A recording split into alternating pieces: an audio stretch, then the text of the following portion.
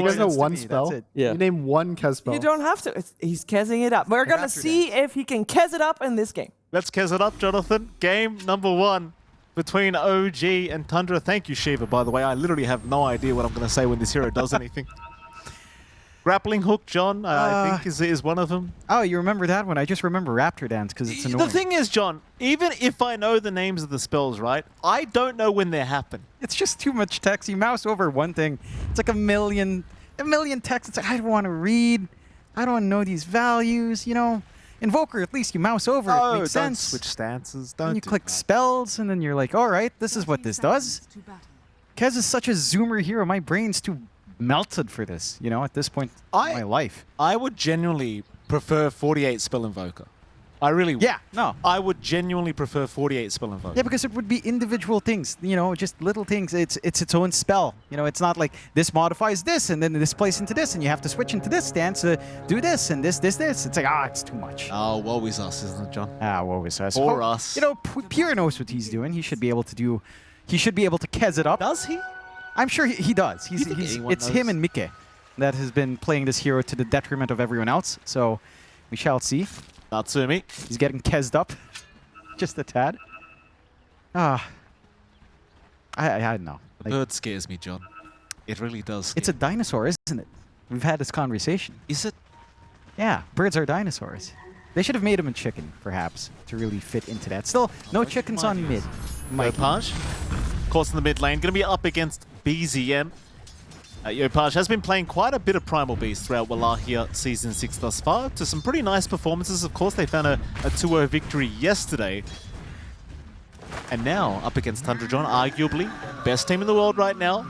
I wonder, can he perform the same way for OG? I'd say this matchup for him is not the easiest. BZM has the range advantage. Sure, you can kind of try to collapse onto him, but Invoker, especially by level 3, maybe 4, if you're going for a little bit more on your other orbs, can kind of have counterplay, some pokebacks, some ways to interrupt on that run down here from Yopaj. Yopaj is going to have to try to look for the wave pull later on, trying to stack double waves and get farmed that way. But again, Invoker is a hero that can kind of punish that, along with the supports you have. Right, you've got Disruptor that can swing by, you've got a Bounty Hunter that can swing by with no sentry pre-planted onto mid. So there's some angles here later on for Tundra to kind of make this as hard as possible for Yopaj if they even want to focus on that. We'll have to see down the line as, again, Yopaj has had a great time, but BZM on the Invoker it's always a threat. Just as Pure is on his Kezzing it up. You know, this hero is just so strange. I will say from experience, its power spikes as strange as Ahri. Dived a bit. Yeah, he's going to be all right. One of his spells is called Shodosai. Shodosai, John. I didn't know how to pronounce that. Whitemon is going to go down. Tim's securing first blood. Pure in danger. Will be okay. I have a funny feeling, Jonathan. Yes? That Kez is going to be one of those heroes that I really enjoy seeing die over and over again. I already do. I don't know why you haven't enjoyed it yet. It's just fun to kind of see him die. Look, I also have a feeling in this game, OG is going to be targeting Whitemon, but just to send a message. You know, he left Southeast Asia. He did. He's played against these boys quite a few times. Of course, this lane for Pure, maybe not the most stable. Neither is Natsumi's. There's some pokeback that can come in from 33. Not quite the biggest creep in the world just yet. The swiftness aura is decent enough. Does have the double bracers on that Doom up, but you do have a lot of aggression. Again, we've seen this lane combination with Jakiro Ursa in the last series is just devastating. So 33 will always have to watch himself. Not much Ahri can really do to kind of stop that aggression either. You are trying to go for a dive. Nico is going to go down. BZM with a very nice Sunstrike. And, well, of course, it's begun. Nico with the voice line spell. Oh, yeah. You know, that's a classic Nico thing. All the way back to Adroit, if one could remember such times. Again, you're seeing the issues in that bot lane. A Doom Bounty Hunter is just extremely passive. Right? This is a free time for Natsumi. He's finding all the farm he could ask for in the world. You are still farming up quite nicely here on 33 as well, but it's not really any laning pressure to speak of. So it's going to be a comfy ride for Natsumi to just build into Power Threads, perhaps, or just build into the Battle Fury and just kind of get going that way. The mid lane has been pretty manageable from Yopaj. He is finding quite a fair bit of denies actually on BZM, which is quite important there. And again, lots of poking and prodding down bot, but not much you can really do for the final commitments. At the very least, trying to keep everything balanced in terms of lane. You've always got the large camp access here for 3v3. So maybe down the line you could find something good to devour. I'm not even sure if you'd want to invest more. Infernal Blade, again, a little bit poked back, slowing down to jump onto him, but I don't see any offensive potential that can come in.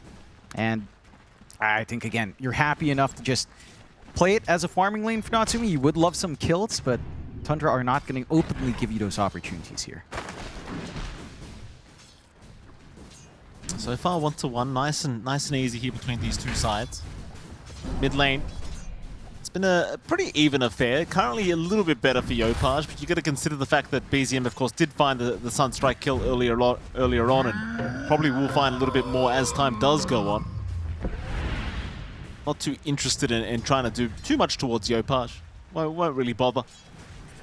BZM just continuing to secure his own farm in XP.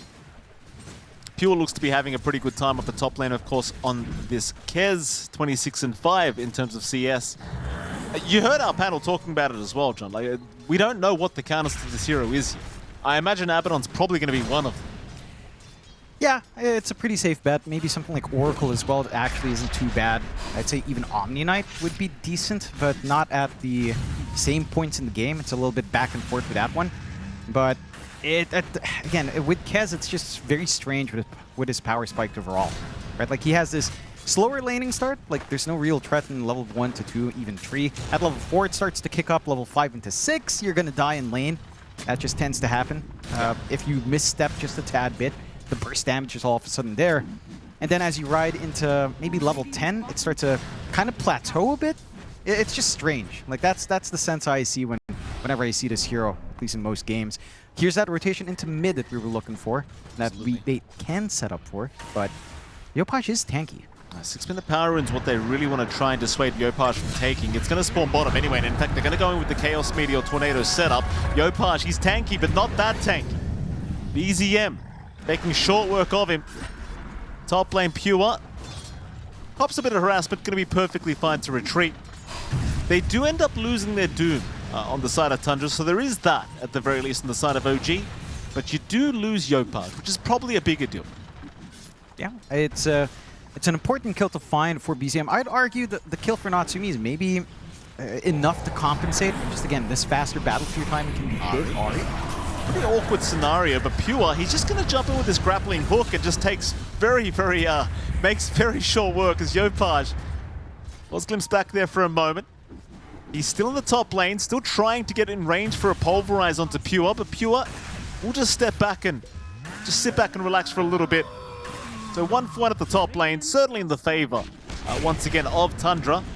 Meanwhile, Natsumi trying to pressure 33 away from this Shrine of Wisdom. In fact, he might just have a kill, and he does. Natsumi finding another kill now to 33. Shrine of Wisdom taken their way. In fact, both of them are. Skem, he'll cop the Sunstrike. He will die, but he does allow a nice safe route out for Natsumi without taking any kind of damage. And of course, with both Shrines of Wisdoms being taken, you're going to be very happy as OG. And you are. Just a little bit of a faster 6 on Tim's is going to make a lot of impact with that Demonic Purge. And again, they've done a great job of just kind of playing around here with Natsumi. This is their strongest lane overall for the side of OG. They've slowed down 33's game by a huge margin.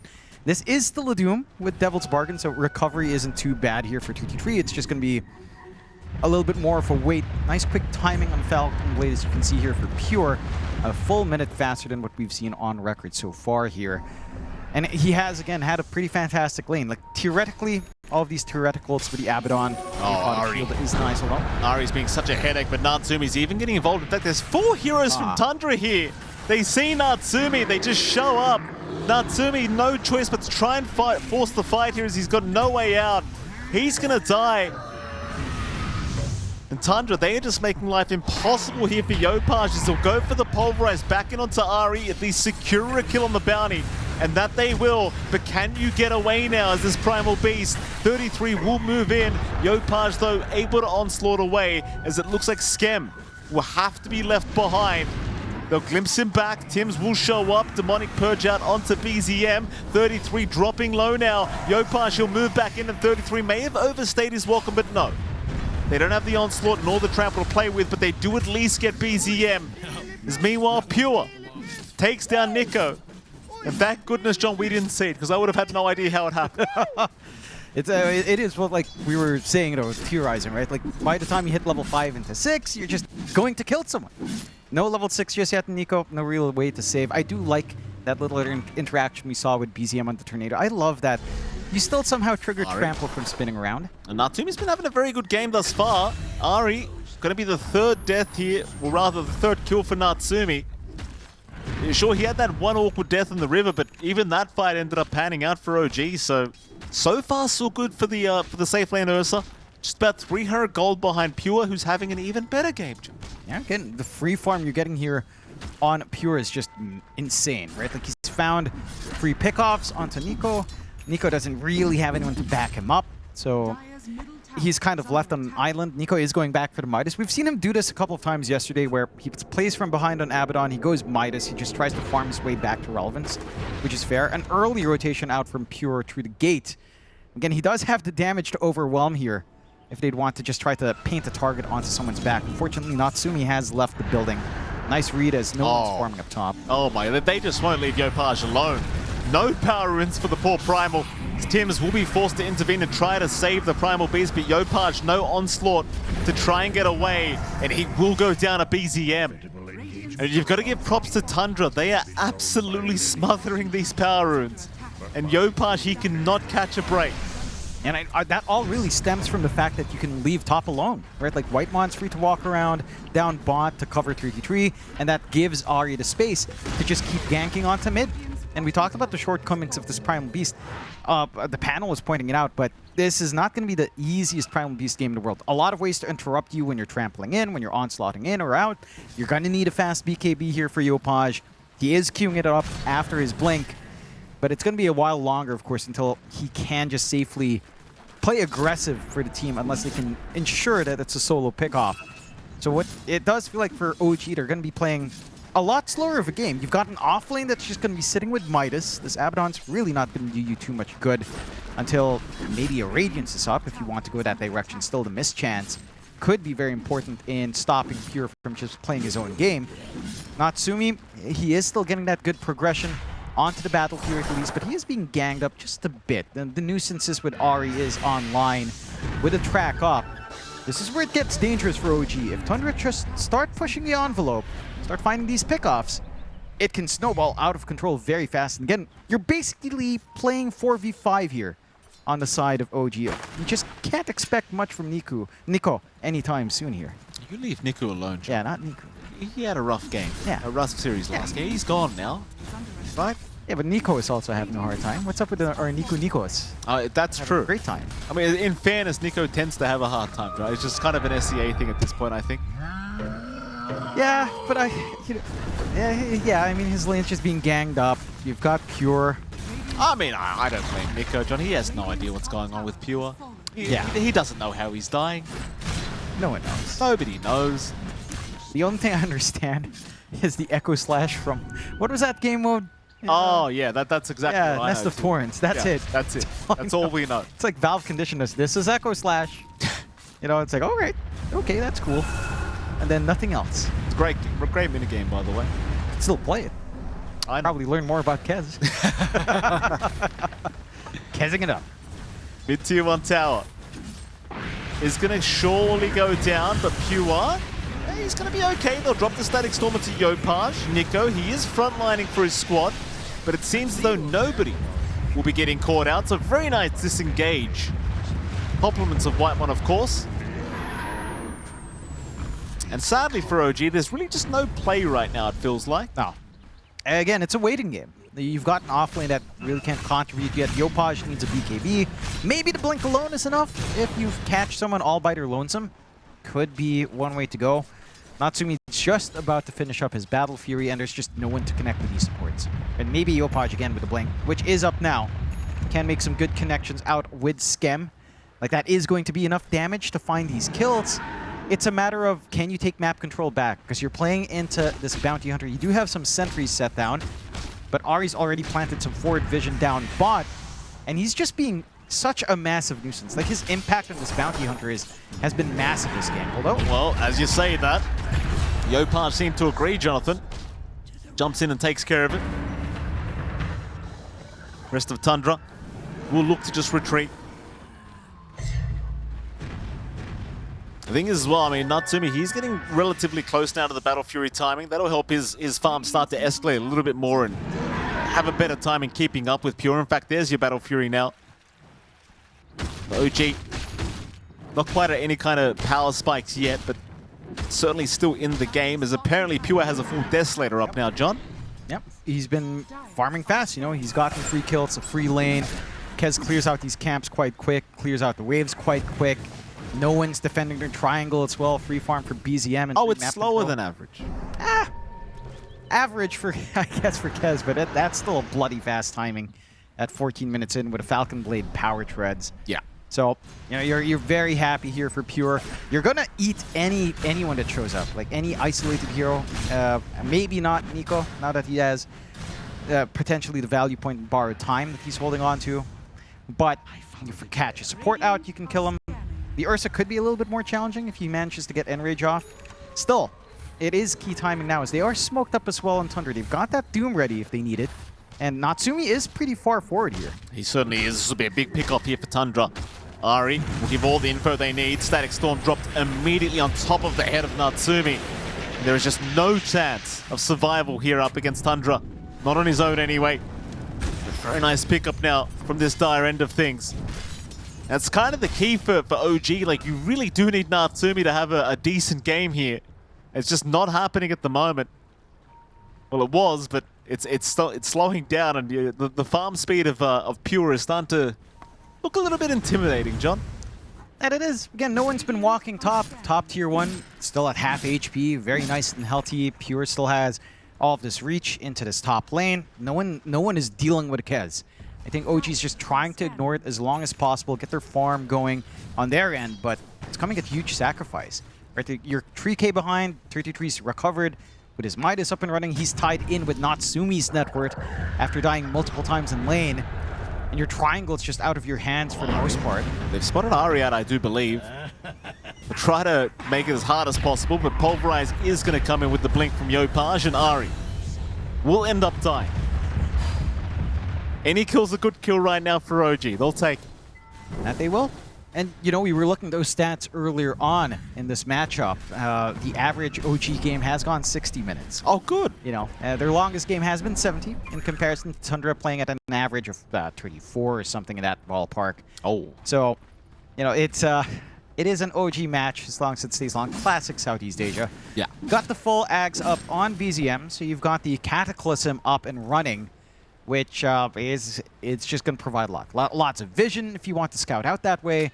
You've got the combination, of course, with Kinetic Field and Static Storm. No early BKBs, of course, as it's still relatively early to expect a full BKB on anyone just yet.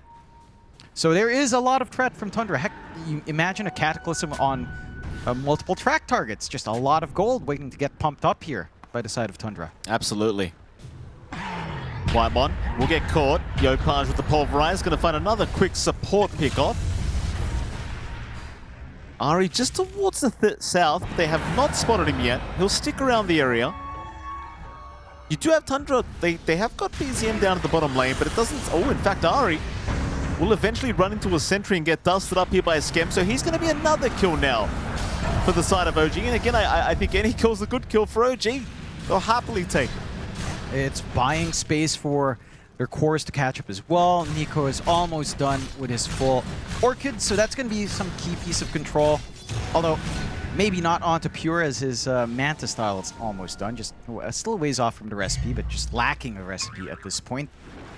I think the big thing now for OG is, with Natsumi having the Blink Battle Fury, and potentially just going into the BKB that we tend to see, once these items are up on Natsumi, can they actually look for a fight into Roche? Can they even sneak Roche when Tundra has all of these ways to scout? Right? You've got the Invoker with Sunstrike, you've got the Invisibility, scouting with the Bounty Hunter. can be a little bit challenging for the side of OG to try to play around that strength. Oh! But Oh, that's a Sunstrike. My goodness! Disruption is safe from the glimpse back. BZM. I don't know how he predicted that, John.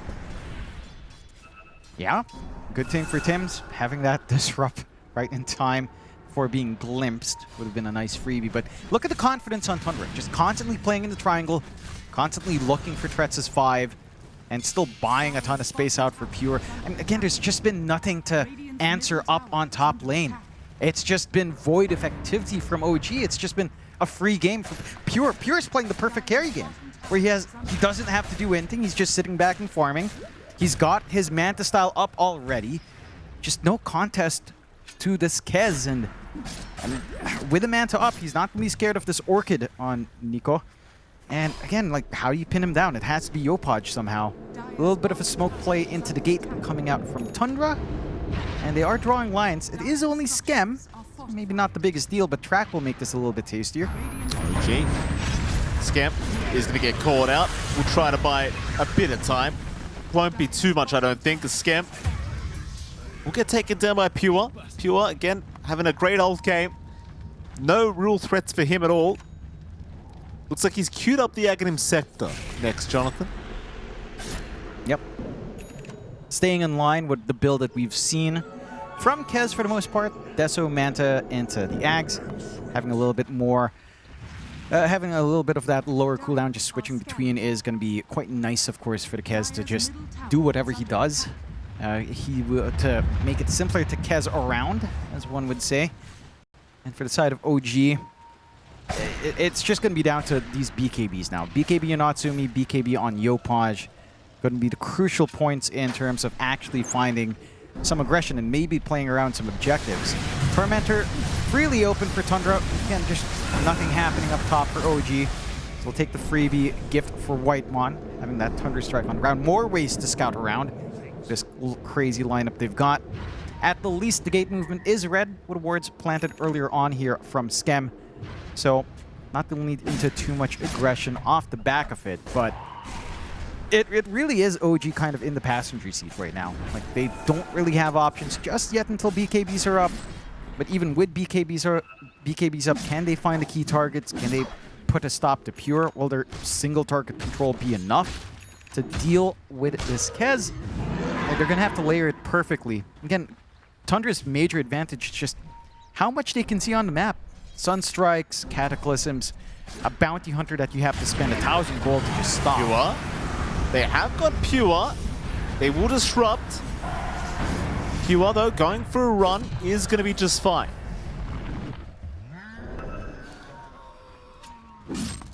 There's just so many ways for him to disengage as well. Like, he's got this parry. He's got that other ulti that does the whole invis thing with the bonus movement speed, because the Raven's Veil is what they call it, Jonathan. Yep. Yopaj, 33, they're going to run into it, but a very nice static swap from Whitemon into the Cataclysm. It's only really going to land onto Nico. Nico in trouble with the borrowed time. He will be able to disengage, that they will glimpse him back into the loving arms of Pure. And Pure will find himself a kill here as Nico does go down. Yopaj now also being chased, but gets back to the high ground as they continue to rush OG. Pure just looking for a target. He's going to go try and move on to Yopaj, but he won't be willing to dive that deep. In fact, they'll just ping out the Roshan. No Nico, easy Roshan attempt. And of course, this is against the Ursa that really wants the first Roshan of the game. I mean, they still have that fresh BKB on Natsumi, at the least, even though Yopaj had to expand his. Static Storm is still down for a little bit longer. This could be an opening for OG, but that Roche doesn't take too long to fall if you just leave it alone. They've got the blink in. They're going to try going onto BZM. They've already found the Invoker. Roshan, only half HP. 33 dropping so darn low. But we'll be able to back out. He'll TP away looking for the reset. So OG protecting Roshan for now. In fact, I dare say they should probably go take it. Pure, he's going to get jumped. He'll parry though. Apparently Natsumi's dying to the Kez illusions now. Glimpse him back. Why does this hero have all these abilities to parry and stuff? I don't know. Parry, oh, is this Dark Souls? Are we playing Elden Ring? I don't. What's going on? Natsumi. Pure.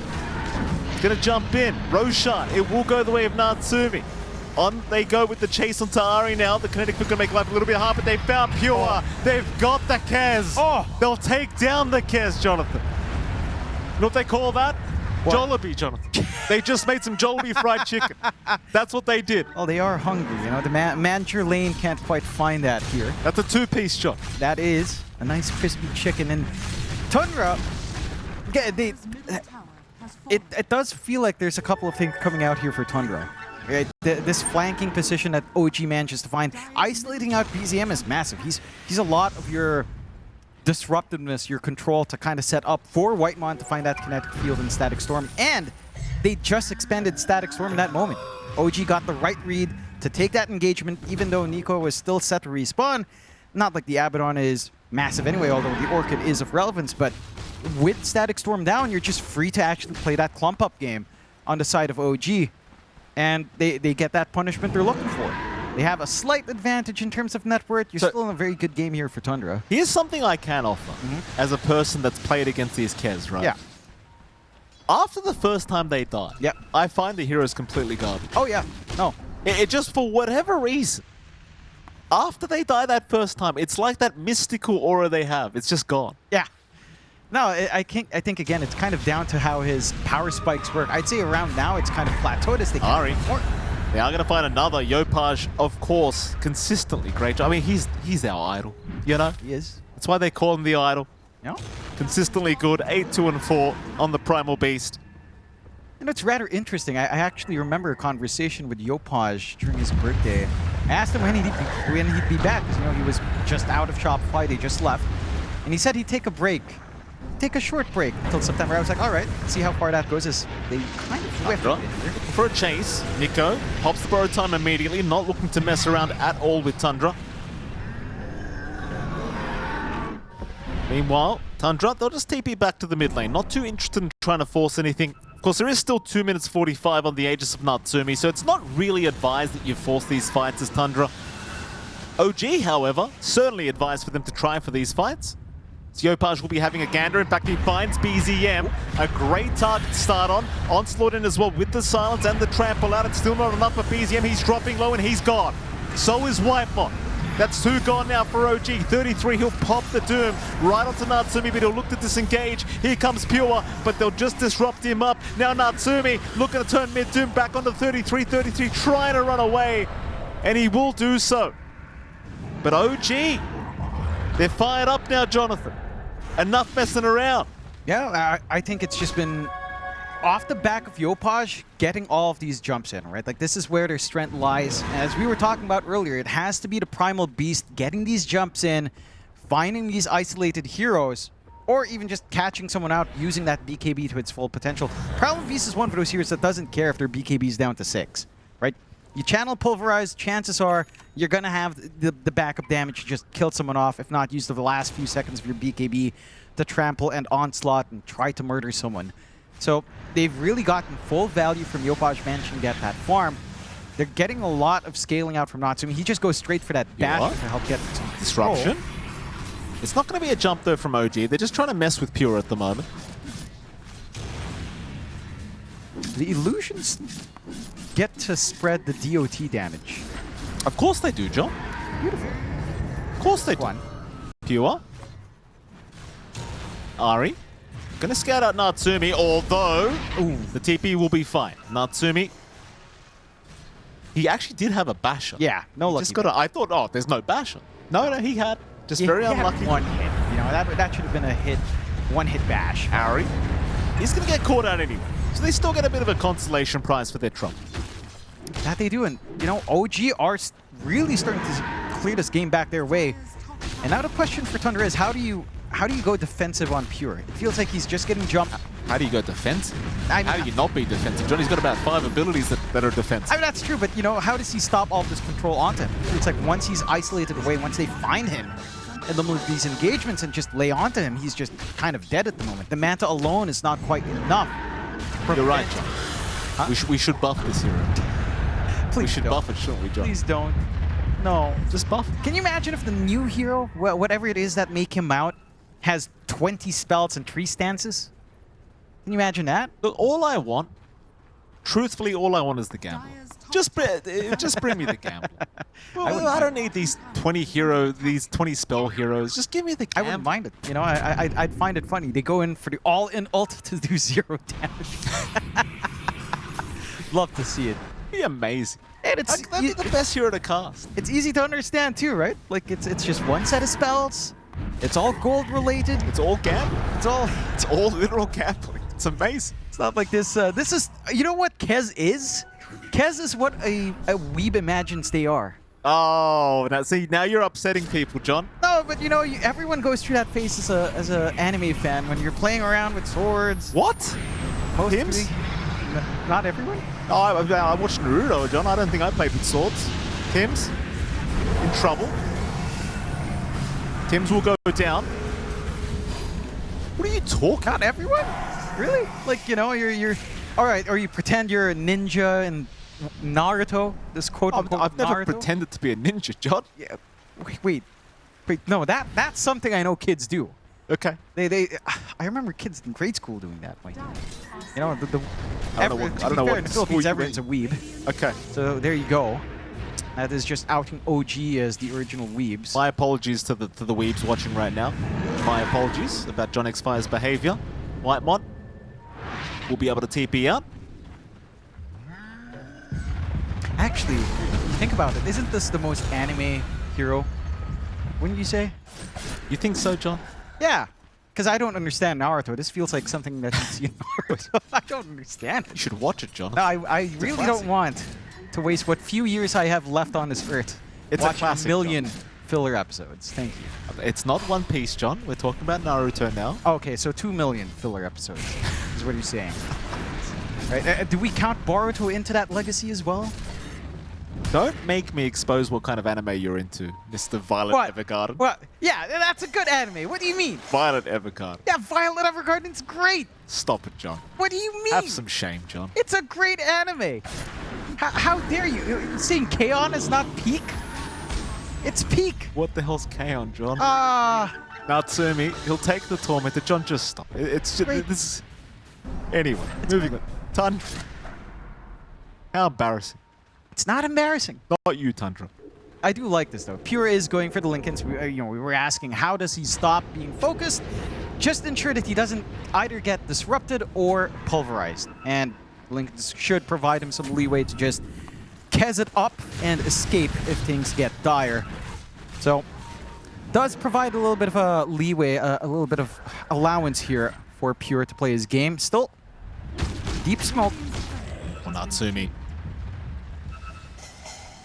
They won't go from yet. They did find the Courier of Yopaj, so Lincoln Sphere not going to be available for a little bit. Tundra. They do end up going down towards the bot lane as we are going to see a 5-man smoke now committed by OG. So they might... Oh, Pure. Oh, no. Pure. Can they kill him in time? Whitemon's around, but he can do nothing. Pure is gone. More chicken, Jonathan. That's all you need to do, apparently. Just grab the chicken by its feet and beat it to the ground.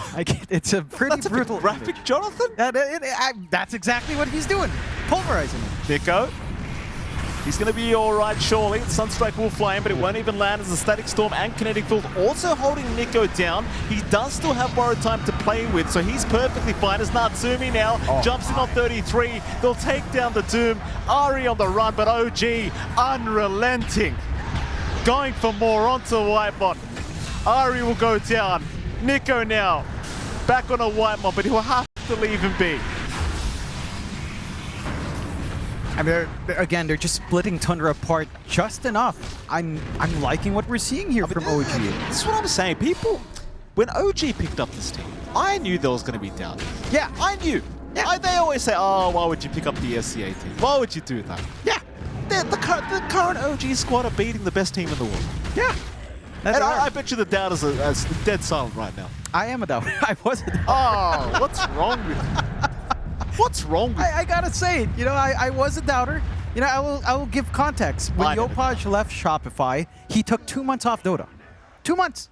2 months he was just resting up, recovering, enjoying his time in the Philippines. I was like, all right, it's going to take him some time to get back in top form. And here we are in Wallachia, and he's looked pretty damn good on his mid so far. He's the idol, John. In the first 2 days, yeah, he really is. This almost reminds me of peak. Is Boom Yopaj peak, or was it Neon Yopaj? Which would you say is peak Yopaj? See, now you're asking Right? real questions, Jonathan. In fairness, I mean, after the Shopify Rebellion run, you probably did need a couple months break, Oh, yeah. John. You know? It's a bit of a stretch to call it a run. It was a brisk walk at best, but, you know. It's fair. And, you know, like, again, like, Southeast Asia's had a rough time. It's kind of shaping up. For Tundra, I think they had this idea, you know, with his Kez, and I think OG just found the answers, right? Like, even though the lane for Nico didn't go well, his itemization is just on point. Like this Blood Torn, the early Orchid pickup after the Midas, having the single target control, having this Primal Beast that can just hold any of their heroes down with a BKB, has been doing a ton of work, has a lot of natural armor as well from Uproar if he manages to cast it. So it's just a lot of things that makes it harder to play that burst game that you want to have on Pure. Heck, he only has 4 charges on his Deso. He's not been able to snipe out as many kills as he wants upon so picking up sad. that item. That's actually so sad. 33. Uh-oh. 33. He'll get pulverized by Yopaj once again. And there's no help for him. He's dead. Yopaj. I mean, he had a horrible laning stage, but apart from that, Jonathan, he just took his time and it all works out for him. Everyone else will just retreat from the side of Tundra. I am starting to really wonder what difference Pure can make with the items he's building up now on this hero. Because it doesn't seem like he'll survive if he gets pulverized. No. Ari. Gonna get jumped here by Tims. Tims feeling it now as he'll rush Ari. Ice Path from Skem from the north, catching him. So Ari down, BZM also in trouble, and pulverize out from Yopaj. Will ensure he cannot get away. They will smother the side of Tundra. Wymon to go down. That's 4 for the price of nothing. And the chicken, Jonathan, the chicken's somewhere. Yeah, well, they didn't get to pulverize the chicken down, so does make sense. That has been the tried and trusted method of keeping Pure down. Still, the opening for Roshan. And again, the way OG are identifying these targets on the map, right? Like, Tims gets jumped, they instantly get on top. He has the confidence. He knows he's not going to get bursted if Pure's not fully committing onto him. And from there, it just cascades down. You just, again, you're not getting all your tools in order on Tundra. It's OG that's just kind of jumping in, getting the initiations they'd want, getting the kind of openings they'd want. And for Tundra, it does feel like it's been rough, right? Like 33's just walking around the map, he gets pulverized, dies, doesn't really get to doom anyone. Maybe he tries to doom Natsumi. Natsumi just gets to run away. You've got to worry about the disruptions coming in. A lot of ways of just bringing this Ursa out of danger with the doom running. And on Tundra, I'd say this kind of maybe ties into more pressure on Whitemon, right? It feels like now you're kind of looking for a good kinetic field in Static Storm. You're almost hoping that Whitemon can farm an Ags to disable those BKBs, to mute them up, to allow you to actually take these engagements if it does spread into a wider 5v5. And that Ags timing on Whitemon is going to be key. And he's a long way from that if he wants to go for that Yules first. So, I know, the ways to simplify for Tundra are still a ways off. You are getting good farm still on Pure. He is going all in on damage. Oh, nice sentry. Very nice sentry. It's almost like they can smell him around them, John. Ari will go down, and I've got to say, and I know I've been picking on this hero quite a lot, John, but you've got 23k net worth on Kez just about. Yeah. It feels like he's done absolutely nothing after that laning stage. And I'm not blaming Pure. Yeah. I'm just saying, what does this hero do now? Have we even seen a Raptor dance yet? No, if I recall right. I think the one issue with Kez, specifically, like I know Gunnar was saying that it does scale up quite well, and it does. Okay. But I think as a carry, its explosive damage output isn't as amazing. Tims. Oh, disruption on himself. Trying to push out the wave, maybe. Gets the blink away. And does successfully get out. In fact, the rest of his team is moving in now. Yopaj might have a look in for the being pulverized once again as BZM almost gets hit by the rock throw, but no detection anyway around that area. Tundra still playing a game of cat and mouse, just not wanting to engage at all with OG. Still Still 2.5 minutes just about on the Roshan as BZM will eventually reveal himself down at that bottom lane, but immediately Blink TP's out, and he will be successful in doing so. It really just feels like Tundra they don't have a carry right now. Like it just feels like such a 4v5. Yeah, and again, I think that just kind of boils down to how isolated Tundra has been. I don't think they've been clumping up as hard as we've seen from OG. They have taken a couple of stances, you know, the smokes through the gates just not lining up.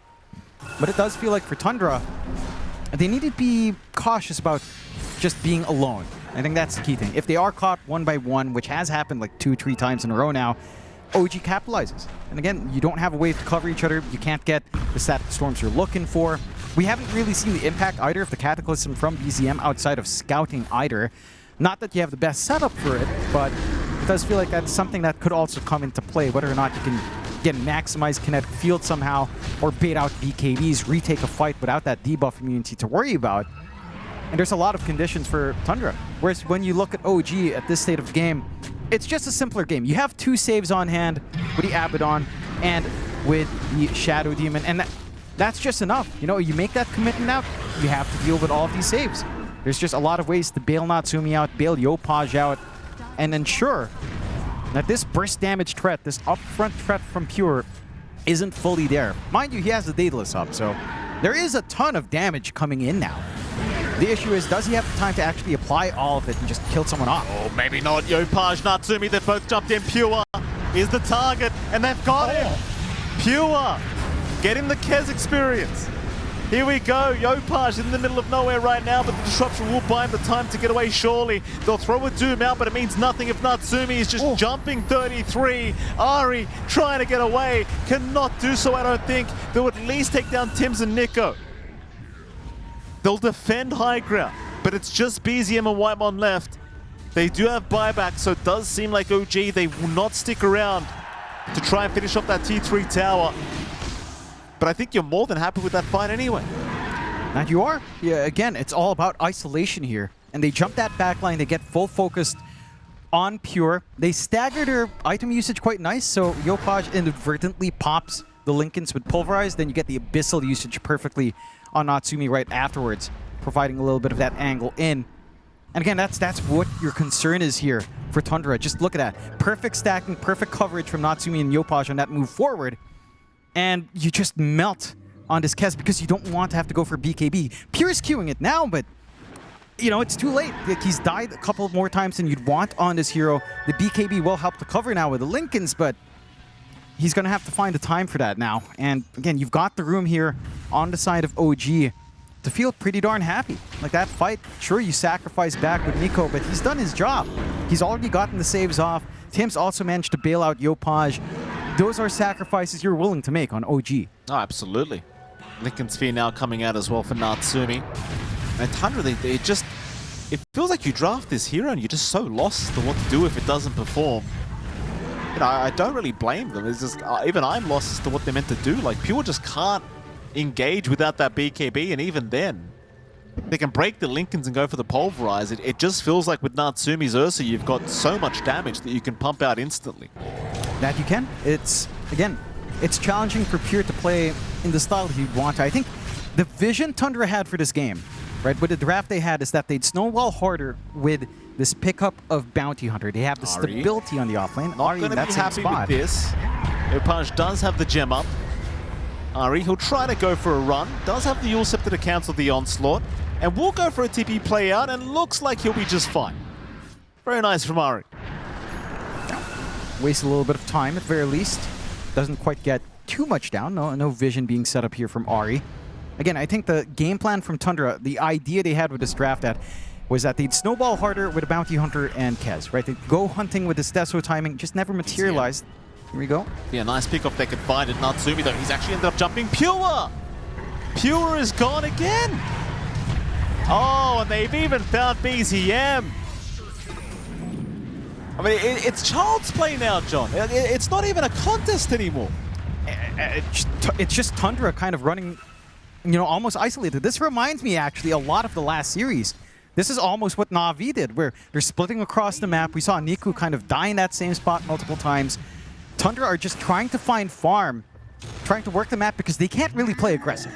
Right, so they are trying to work the map, but they're not working the map together. They're trying to be efficient. And in that split up apart, it just provides OG with these angles when they do manage to get a lucky smoke movement out. A really good read coming out from OG to keep down Tundra. And that is an opportunity to try to force out a buyback. Heck, more durability in. Tim's with a full Aeon disc up. So the saves are very much guaranteed to come in even if you try to jump the backline first. And there goes this first set of racks, and Tundra, I mean, you know, you don't have your 2 cores. You don't really have a way of playing around this just yet. Yeah, you don't want to buy back. I know. This is a threat from OG without Aegis up. You know, Roshan isn't quite up yet. Oh, yeah, this game is looking very, very over. Let's see if Tundra can find a way to keep it going. Refresher orbs now available on both Nico and Yopaj, and you've even got the Boots of Travel 2 up on Natsumi. It's on the courier. He'll bring it out rather soon. They'll get 2 lanes of barracks. They'll retreat after that. Not willing to take too many risks here, just playing a nice, clean game. There'll be a refresh orb now available on 33. For all 33, like, he's been finding Dooms, but they just haven't been meaning too much because he's unable to chase anyone down once he's committed it. Roshan, of course, going to be available to boot, so perfect timing for OG to just retreat back into the pit. Find that Roshan, the 3rd Roshan of the game, and of course there is going to be 0 time to try and react as Tundra. And now a refresher shot available on Tim's, as well as a Roshan banner, Aegis, and Cheese. Tundra, I mean, this is going to be the last fight they've got in them. I just don't see how you keep the game going if you lose this next big fight. Cataclysm's going to give the vision on OG. They know where they are, but how do they engage? I mean, it feels like Pure has to kill off somebody ASAP in it. They do see Tims, but Nico, he'll charge him. Natsumi's in as well. Looks like Pure's going to try and jump Tims, but Tims is actually perfectly fine. There's just not enough damage, not enough control. Nico will chase down Pure. Meanwhile, Natsumi's been doomed up, but he's still perfectly fine. He's got that secondary life, and Pure, he's completely alone. He is completely alone. A quick mill is what OG just had as Tundra. They can do nothing. No. I mean, again, rather unfortunate for Tundra. The first target they find is Tims. He's just, again, just way too durable. Aeon disc, lots of saves, nothing to nullify the 4 stabs here. You just don't have any way of counter controlling the saves on OG. And this is just giving them all these allowances. Right? It's just easier to play when you've got a Shadow Demon who can bail you out, when you've got this Abaddon who can just jump in non-committal. When you've got the Aeon disc from Tims because of how well his game has gone. And for Tundra, this is where, you know, the game plan just fell flat. They had to do more at the 15 to 20 minute mark. They had to play with a bounty. They had to use that early timing from Pure. He had timing coming out. Ari's been caught. Saves himself with the Yules, but BZM now also caught out by Yopaj. They found an even better target. BZM, he'll buy back, so is Pure. They're going to try one last time to salvage this game. 33, trying to go after Nico, try to find something. They'll silence him up, but Tims will save the days now. Yopaj back in with the pulverize right onto 33. A godlike spree. They'll find another. Surely this is going to be the game. Nico onto Pure, but will blink away. More buybacks incoming. They're still trying for Tundra, but it's a 4v5. You've still got a Cheese. You've still got a refresher shard to play with. You've even got the Roshan banner still there. They will take it out eventually. I wonder, do OG really want to retreat? And it seems like the answer is yes. They're out of gas. Yeah, maybe just get some of these cooldowns off first. They did have to expend a lot net engagement. No double pulverize. 40k net worth lead, John. Yeah. 40k. I don't know if anyone came into this one expecting OG to have a 40k lead over Tundra. I certainly did. Did you? No, I mean, I had my doubts when I saw that Kez hero, John. I didn't want to call it trash. You know, I had an experience yesterday. Yeah. I wanted to say, I wanted to say it. I mean, again, I feel like it's been 2 carry players that have been playing it. It's been Pure and Mika for the most part. Yeah. They're the ones making it look good. But overall, the win rate has also just not been particularly amazing. Has it? I know we saw the stat. It was like 46 in that ballpark. And I know that's the historic stat, at least that I've seen from the past 2 tournaments. So if this hero has a place, it has to play fast. I think even accounting for this potential late game scale, I'll honestly say it's not as impressive as some other heroes in late game, like say this Ursa, like say Terribly, TA in late game scenarios. Literally anything. Yeah. I feel like. It's a tempo carry. I think is the biggest thing about it. It just has so much potential in the first, arguably at the max 35 minutes of the game. And if you don't maximize that potential within the first 35 minutes, it drops off quite hard. Its damage values just aren't as high on paper as it is for every other carry. It's slower as well, right? Like the Kazurai is a DOT percent-based damage, yes, but it's a DOT. You can dispel it. Its flat damage increases 200%. It's not the most amazing. Not a great record here for Ari, John. Broken the record for most deaths in a game thus far. 14 is the current record. It's only day 2, you know? There could be more dying to be had here. I mean, you know, it's one of those records where you hope people just keep dying. As Yopaj will jump in onto Pure, but he will disengage with that Raven's Veil. BKB now available on Pure. Let's see if this is the difference maker. Ags as well on Whitemon. I feel like that's the actual difference maker. That's the big one. Keep in mind, BZM also brought a Scythe of Vice. A lot of utility now being added to Tundra. OG will back off as Tundra. They do go for a 5-man smoker. Chase is on for Skem. They've got a track on him. They know where he's going. Nico will be by his side and gets rid of the track. Cataclysm to give vision. They'll jump in onto Skem. Skem's still perfectly fine. They'll Scythe device him up though. He does have some help around him. It seems like Nico just not deciding to back off immediately, and now maybe they can jump him on the Abaddon. He'll pop the borrow time immediately, but Nico, he's surely got no way out of this one. And that's the first fight from Tundra we've seen in a while that's actually panning out, though. They've taken a long time to get Nico, but they do get him eventually. So Tundra finding an opening in this game 1. Yeah, this time around, it's OG that kind of splits apart a little bit more than you'd expect. Not quite playing as a unit, again, trying to maximize the map. I think the choice to give the gem to Skem instead of Yopaj to free up his item slots is costing him. Like you mentioned, on that high ground foray Yopaj had, didn't fully commit for the Pulverize because they just kind of lost vision. Got the Raven's Veil off, just gets to run out. You really need that gem on the front line here instead of the back. I'd say Ari scouting around is not as big of a threat as it is to find Pure and BZM if they do try to sneak in. That Ags is doing work as well. It prevented Nico from refreshing his full borrowed time, so making that process to kill off the Abba a lot easier. That does reveal it to OG.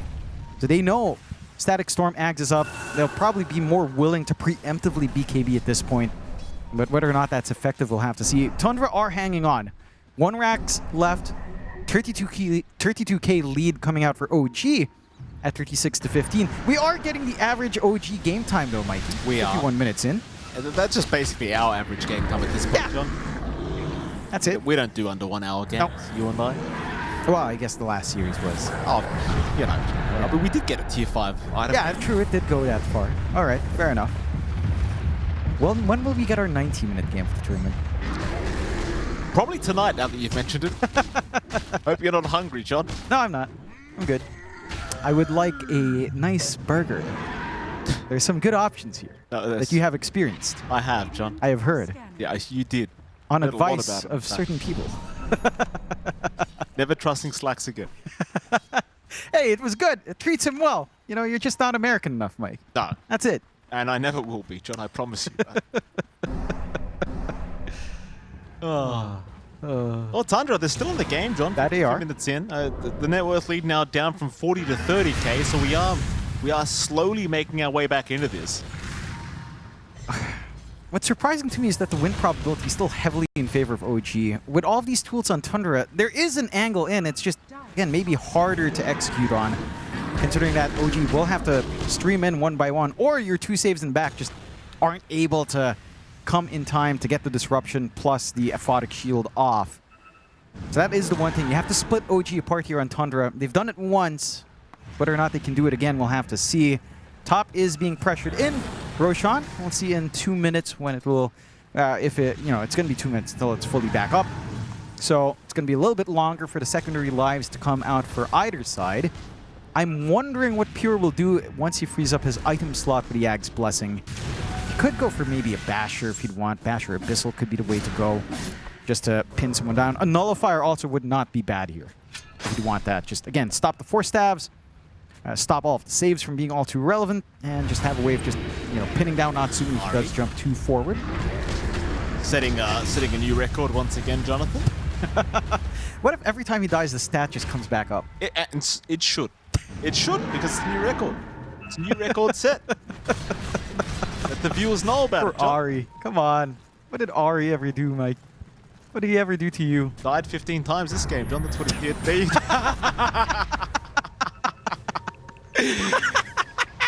Thank you, Whitebot. Oh, that's a big... No buyback. No static storm for 62. Oh, that's a problem. Yopaj now looking for more. Rock throw is not going to land on anything. But it's a 2v5. I'm still of the belief that OG can't really be contested right now in a 5v5 engagement, let alone a 5v3. And amp damage rune even. Gaben saying, please, approach high ground, gentlemen. Yeah, and that should be the call for it. I will say, Whitemon's buyback is actually pretty cheap. He has 900 gold. He's only lacking 30 gold, which is a little bit sad, but also happy considering that he's just so important to these fights. Full Ags done for Natsumi as well, a full Blessing done. So just a little bit more coming in with the end redraw in hand, and again, this should be the start of the high ground. Whitemon, maybe they're not aware, not having buyback, playing it safe, and again, waiting for Roche in 20. For the side of Tundra, the Roche threat is real for them to fight into. Like, again, you get the static storm off first, you manage to entrap all these heroes. Maybe Kez can Kez it up and Kez everyone around, just like Morbius would. He's morbid. He's Kezing. He is the Morbius of the Dota world. this Kez hero. I'm telling you, he's just like that one guy who was really into Naruto and would run the ninja run. Didn't you have kids like that? Yopaj, onslaught, not going to land on 33. OG really want one of the cores to go down so they can approach this high ground. Roshan is available though. They'll just go for that instead, I think. Fourth Roshan of the game. Cataclysm to give some vision. Pure's brought out a Blink Dagger as well, so it looks like he just wants to be able to just jump in and blow somebody up ASAP. We'll bring it out on the Courier. Axe Blessing as well, of course. Looking for a Refresher Orb next. Nico is going to be jumped by Pure just for a moment, but they won't commit all the way.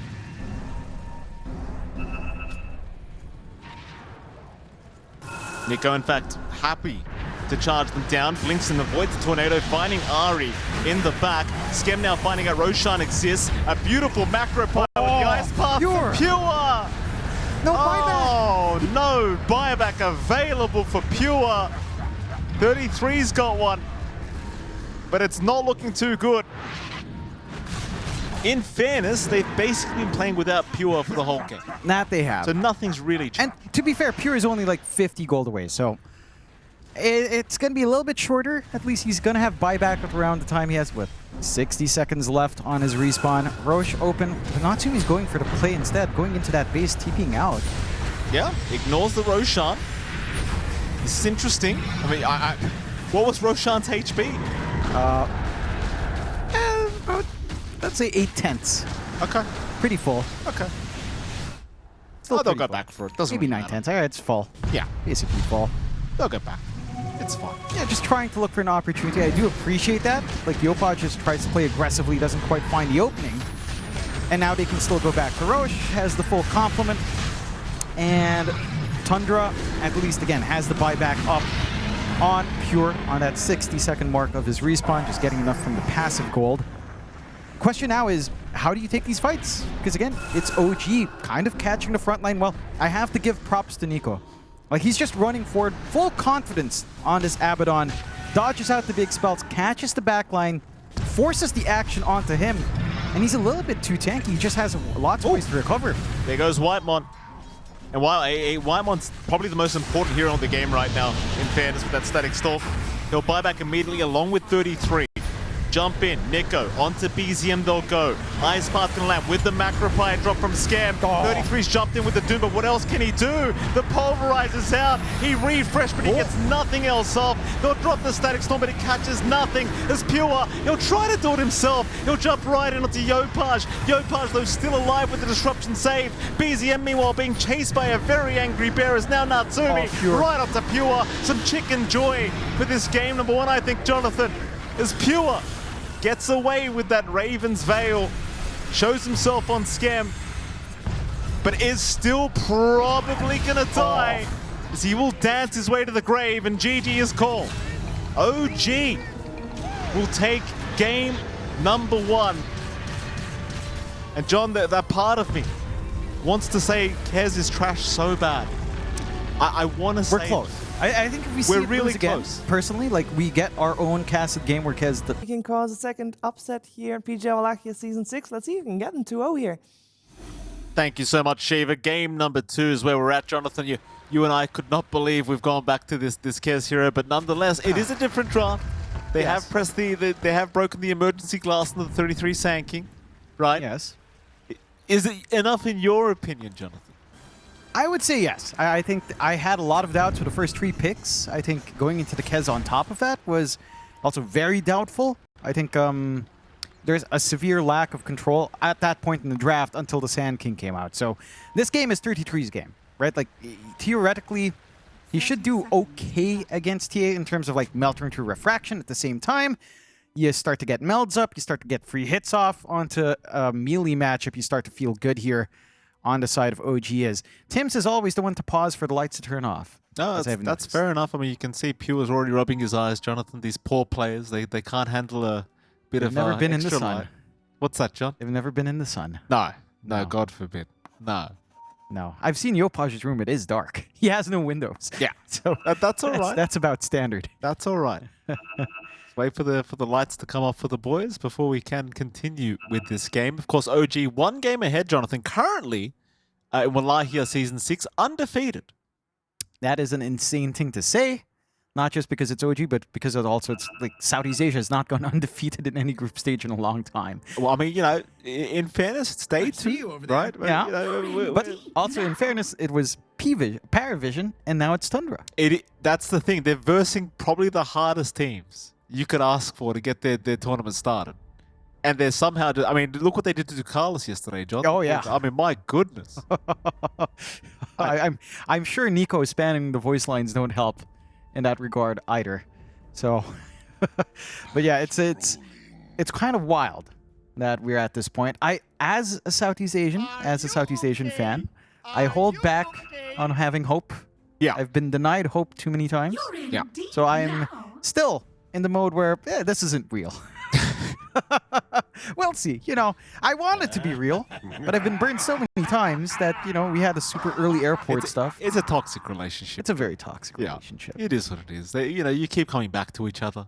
That it is. It just never gets better, though, does it? No. Go At when ready. the least, if Tundra take it to Game 3 and somehow wins, we can still claim Whitemon as one of our own. That's true. There is that. That's true. So we're always winning right now here in Southeast Asia. And again, after that spectacular Game 1, Tundra, they're doubling down on the Kez. They're doubling down on this tempo, which it makes sense. I'm just not sure if this is the way to go about it, right? Like, they can push towers fast. They can group up for fights with a Sand King. But you could kind of do that last game with Disruptor. You had that great Deso blink timing out from Pure. He's working the lane freely. Nico was completely shut down on that Abaddon, but they had to work against the saves. At the least, you don't have to worry about all these saving plays now on the side of OG. They don't have the Shadow Demon. Abaddon was banned out. No problem Beast for single target control either. So it's a very different game.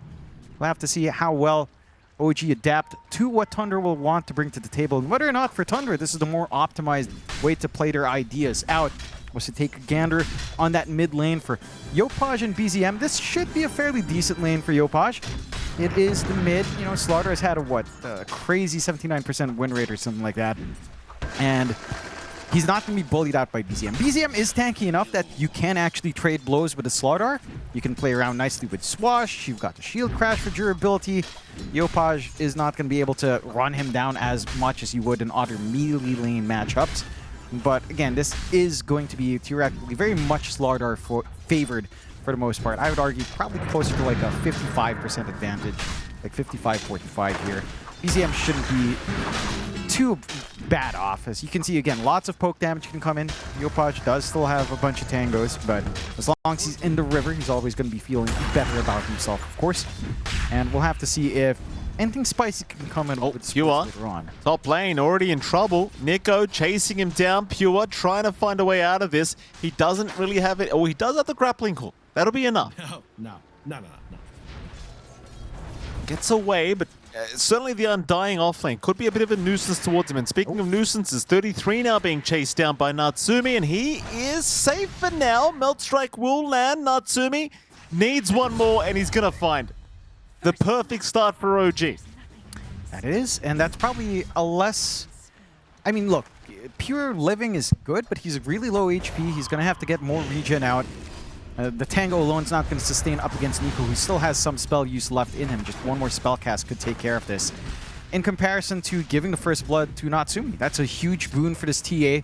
In a double melee matchup for the TA as well, you almost maybe consider, again, it's not ideal that your carry dies, but not giving that first blood bonus to the enemy carry might have been a consideration as well. Not that you necessarily think about that, of course, in the moment.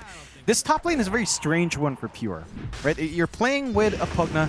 There's not much natural synergy between like the Kez and the Pugna whatsoever. You can kind of poke nicely with the blasts. You are giving a lot of wand charges away. Ahri again down bot, as we're seeing here, trying to be disruptive in this lane. As the dual melee is now just not really going to do much. Theoretically, again, Sand King can be nice in a TA lane if you manage to win out the ward war, but the ward positioning is just better in the lane right now for the side of OG. I'm on. In trouble. Tims will have his way with him. In fact, Nico will go ahead and secure the kill with the Soul Rip, but that's absolutely fair enough. We were saying earlier during the draft as well, like we don't exactly know the best Kez counters, but it does feel like Undying could be one of them. Very hard to lane against. And later on even, like, it's not a hero you get to burst down that easily. Like the previous series, we saw 12k Undying. Yep. 12k HP Undying. And it's not just that. I think the Shard plays a big part as well. Like, you think about what we saw in the last game, especially with the Shadow Demon with Tims, just getting that Tombstone out, you know, saving your ally for those few seconds is big. Oh, Pure! Not really respecting the damage output of Nico. At the very least, Whitemon does clean up Tims. Meanwhile, Skem does go down bottom, and Nico, he has to go for the man fight now against Whitemon, but he does need to retreat because he doesn't have decay for another few seconds. Nor does he have the mana, though he could play with the Soul Ring, and he just may. Whitemon still chasing, will go for the Soul Ring into the Soul Rip, but Nico's going to go down. Whitemon will get it. Is it good, though, when you've lost Pure? I don't know. No, definitely not. I mean, Whitemon getting an injection is good, but you have to think about it. He had to spend some spells. You know, he's slightly lower in mana than he would be, I guess, if Nico just ran away or, you know, Nico lives. So you waste some resources that you already have very little laning presence. You do get EXP, or higher EXP right now than Pure. But you're giving a lot to the Undying early. Like, he's with the Soul Ring, with this full infused raindrops up, he's happy. At least down bot, 33, as long as the lane's shoved in, is going to be nice and happy as well, though there is a nice little sneaky sentry onto the left side. They did take care of the forward sentry earlier on here from Tundra, as we are seeing pokes and prods onto Nico. It's like you said, you know, and it's like we were seeing in the last game. Kez does feel really strong into level 3, especially 4 to 5 into the 6. This here does do a lot of burst. But Undying is here that doesn't care too much for burst, especially physical burst. He just has way too much HP. Kez is a little bit of a glass cannon. Once the decays fly in, like, goes down to 700 HP with the Falcon Blade, wand, and two branches up. It's quite a low amount of HP, and it does leave you vulnerable. You have to be a little bit cautious about that. Seeing that early rotation from Ahri onto mid once more. We did see this a lot last game, and Yopaj immediately going to be punished here as Ahri able to secure the kill for himself as the bounty. Was just prior to the 6-minute mark as well. Yopaj, he will be around if he really wants to contest the power room, but it's not quite as important for a Slaughter. See if he does want to. Skem has made his way into the mid lane as well, so I suppose you could try for something. BZM getting reeled in. Does have a swashbuckle to play with, and Yopaj's TP taking pretty long anyway. BZM still playing around as he's got Ahri to help out. Ultimately, they just won't have the damage anyway to really get through any of the HP pools of BZM or Ahri. No. You would want Yopaj to start soaking some of that EXP into 6 at this point. Corrosive Haze will simplify the process a tad bit. Tundra does manage to scout out the stacks built up by Tims as well, with good illusion micro out from Whitemon trying to block it off. So at the least they know, and they can clear some of that out with 33 and with BZM later on. That's something that OG will have to secure nicely. A little bit of a chase down onto R. He's been doing a ton of work again early on this bounty. Just like we've seen in game 1. He just knows where to be, he knows how to work the map, and Skem is just in a really ugly spot. That's a very annoying hero, the old bounty hunter, especially in this stage of the game. And Ari, we may get caught now. Tim's going to be a bit of a nuisance here with the sticky napalm span into the Firefly. And Ari, he can buy a lot of time for himself, but ultimately he should probably just be dying. Yopaj to show up as well, and Ari, he will indeed go down at Tim's. He will eventually find the punish, but both Shrines of Wisdom going the way of Tundra, so Ari's still just having so much impact with dragging those bodies over. And he is. Again, you're denying off key EXP for these supports. Like Tims wants to hit a fast 6. You want the reset ready on Skem. You've left Nico vulnerable to this huge rotation up top, and you're seeing Tundra start to play around with his speed now. Oh, Nico, he's in trouble. He's got Tombstone available and will end up dropping it onto the high ground, but he's got no one there to back him up. TPs are incoming. They did have the Ceaseless Dirge to play with this time around, as now Tims is being chased down by Pure. Pure going for more, still keeping onto the Bat Rider with the Raptor Dance now being committed, but he will not connect. Tims will be all right. And once again, Nico is pretty much right back into the laning stage. Yep, just back into it. Really wants to have that more EXP up. I'd say the 6 isn't the biggest point. You'd kind of want to be level 8, more points into the Tombstone or the Soul Rip. Really sustain true in this lane for Nico. Probably the weakest point right now for the side of OG. They have made sacrifices on both their mid and off, especially under off lane here for Nico, barely above Ari's net worth. And they also lose out on that triangle stacks. Managed to get BZM to swing in, nice easy clear, and that's a lot of catch-up farm or flash farm for Natsumi that's just denied off, as the top is still set to fall eventually here. Absolutely, Whitemon continuing the great work here with this Nether Blast spam. 4-6 is the scoreline right now here between OG and Tundra. Natsumi's having a pretty free game as of now. 33, dropping very low down at bottom. Natsumi going for a chase. The Flame Break is going to land, and the Meld Strike will also connect. 33 having to die again down at that bottom lane. The thing is, Natsumi's pretty much the only one having a fantastic time on the side of OG. Yopaj and Nico both falling a little bit behind. Mind you, for Nico's sake, I mean, it certainly hasn't been the easiest time as of late, as they are committing just so many bodies to slow him down. And for Yopaj, it's probably not quite as bad, John. He's not too far behind. No. On that Slaughter. Not quite as much. I think the key issue and the key difference in the circumstances for our offlanes is that 33 can always farm himself back to relevance. They are diving pretty deep here, though. They are. Yopaj. It's going to be all right. Meanwhile, bottom lane, Natsumi will also be okay to retreat. No one really dying across the map. Again, Natsumi's had the perfect start. Like, he's 2-0-0, had no pressure in the laning stage. Should be off to a pretty good game. Pure right behind him, the net worth to Palmer. But we have, we kind of questioned the impact of this hero with the net worth, in fairness, John. I don't know what to expect yet. I think it's going to be a lot better this game. We've seen it already from the focus on Tundra. They're looking for these objectives. They're looking for these early fights.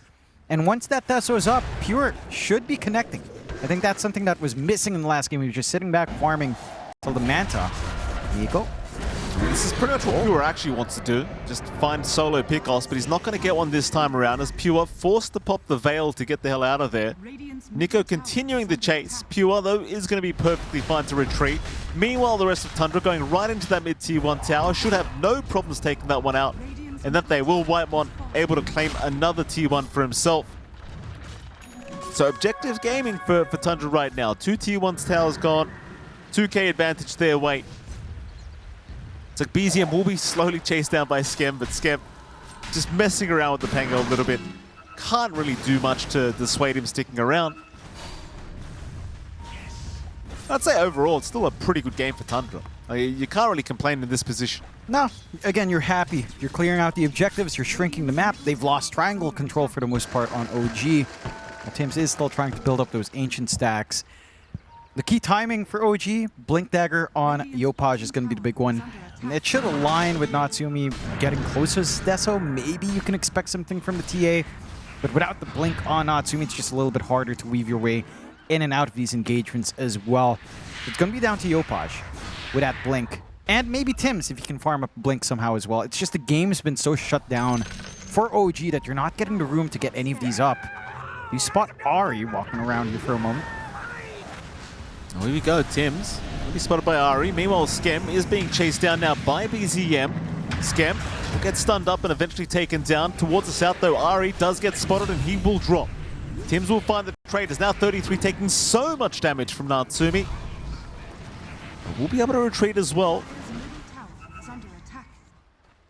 It's the one target they really want is this TA. So we have seen these TAs just tend to escalate out of control if they're left alone for a bit too long. And of course, Natsumi, he has played a lot of this hero as White One. We'll go for the Decrepify to try and get away, but Natsumi going for the chase, eventually should have it, and he will. A killing spree for Natsumi. And again, I keep saying it, this is the one guy you probably don't want to feed these kills to. No. Natsumi knows what he's doing on this hero.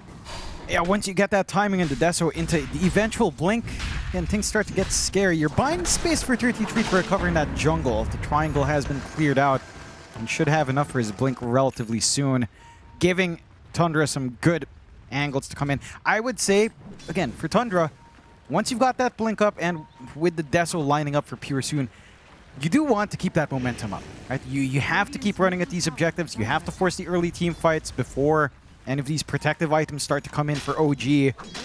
And you have to start shrinking that map, because if you will play this kind of even state where you're both just farming, I mean, eventually you get the tools up in OG. The Blink Dagger on Tims becomes a reality. You get the Blink Lasso. A Crimson Guard eventually comes out on Nico, and we've seen what that does when you're up against all of these physical cores. You just don't really have that impact you'd want to burst. And that could just make the game a little bit harder for Tundra. But there's that smoke. They've got that Blink. See if they find something tasty. Yopaj has been hanging around in that triangle. He's got to blink up. Yopaj does break the smoke of BZM.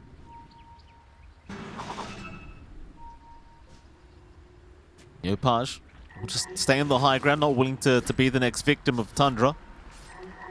Top lane, it looks like they might just hunt down Nico instead. Shrine of Wisdom about to go, and well, there it is. 33 immediately just jumping in, knowing Nico is in the tree line somewhere. They will take him down, but here comes Yopaj trying to find a trade, and he's jumped BZM, but the Decrepify makes it hard for him to secure the kill. They'll jump on Pure instead, but there's your Raven's Veil coming out, and with that, Yopaj actually gets a deny with the neutral. But Tundra, I don't think we'll be too upset about that. Not too upset. They managed to get that pressure off. They will clear out the stacks. Some of that flash farm, recovery farm left for OG, again, just eaten up by the side of Tundra. That is a little bit of that blink reveal out from 33, but OG are still lining up just a bit here. They're trying. 33 will be able to successfully disengage. The Tim's trying to chase for a lasso attempt. Not going to find anyone. The Tundra, they will successfully get away with murder. Meanwhile, Yopaj, though, will run into Pure, blinks forward, gets the stun off, but he's found out. Pure's more than happy to oblige, chasing down Yopaj and takes him down. That's the one thing with this hero, right? You don't want to 1v1. It's not fun, as they will go for the lasso on BZM, but they just don't have the damage output right now, nor do they have the stuns, and the song's too late. The song is too late. Yeah, what can you do? I mean, good attempt. That cast point is just a little bit slow for Skem. Maybe should have casted it earlier and just tried to walk up. Still falls short. And Tundra having a much better game too. Again, they're playing to their strengths. They're finding these pickoffs. The decrep from White One have been on point, preventing a lot of that physical output from melting them from Yopaj and Natsumi. They're going to want a nullifier at some point earlier on here. And it's just hard to see how they slot that in. I mean, Natsumi could try to rush it, but it's a little bit risky as well when you try to get them on the TA. Likelihood is you'd want Yopaj to get it post BKB. And for Tundra, I mean, again, you're starting to find your groove, right? You've got all of this teamfight control, all of this damage coming in from 33 along with BZM. You've got basically the same timings lining up here for Pure in comparison to game one. big difference is there's more activity. They've shrank the map down already at 16 minutes in to just the tier 2s for OG, and OG just has no response. I mean, again, it's Nico just needing to farm as it was in game 1. It's Natsumi needing a little bit more in the TA, and maybe looking for a little bit more here too. Well, they're going to find Tim's. Epicenter committed here by 33 with the blink reveal on 33. Happy to take the life away of Tim's. Tundra looking much more confident now, trying to find the primary target in Natsumi, but Skem is ready to tank the gank in case they are incoming, and there they are. They make the jump in on Ari instead, and Ari bursted down very fast. Natsumi picking up his 4th kill of the game now. Pure immediately looking to disengage, and the rest of Tundra will also be able to do the same. You can respect Tundra's the necessity to try and find this TA. They haven't had the opportunity yet. No. Bit of a big smoke here. OG will find BZM. Immediate stun in. That's a very quick kill on BZM. And now Whitemon also caught out. It's just one thing you can't forget. Like, you've got so much minus armor. It is just basically be 2 shots to kill anyone right now. Pretty much. You're really relying on the Decrep to bail you out here. There's only so much you can do on that one.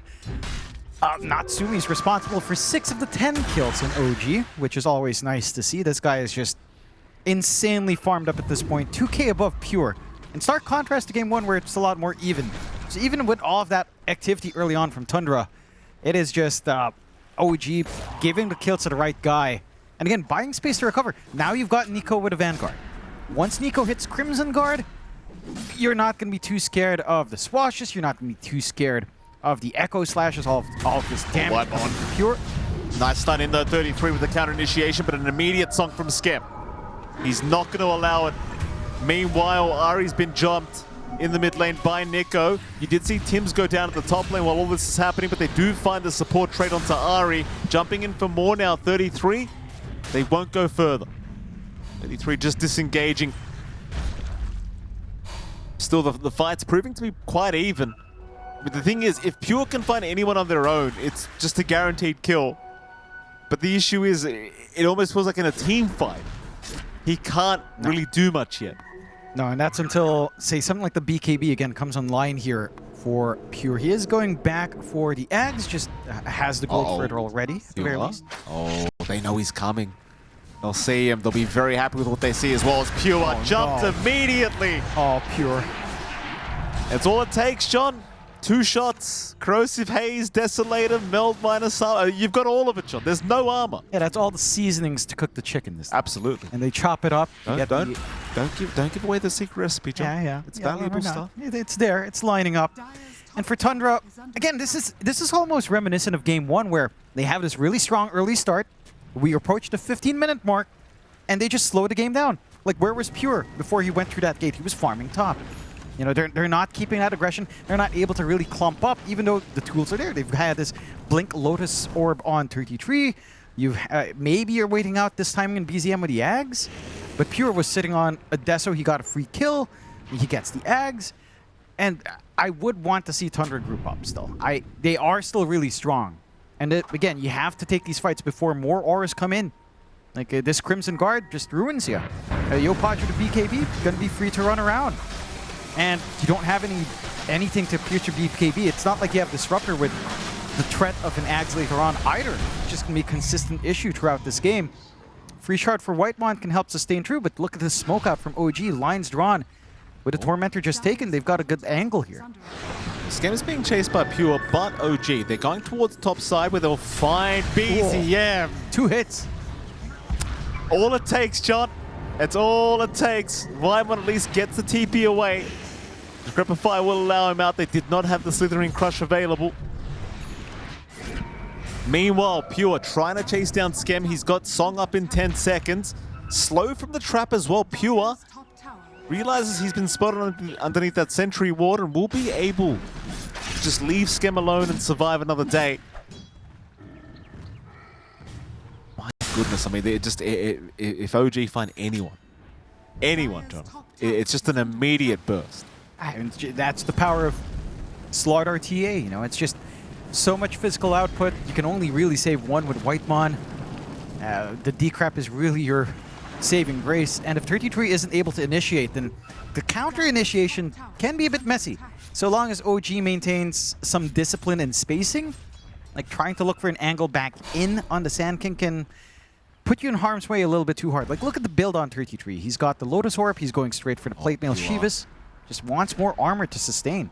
He was going to show himself in the mid lane. OG have smoked up once again. I mean, this is just a huge power spike for them. There's just no reason to not just go fight, especially if they can find literally any target. Any target. And they're trying.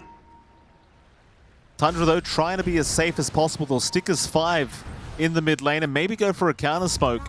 And they will.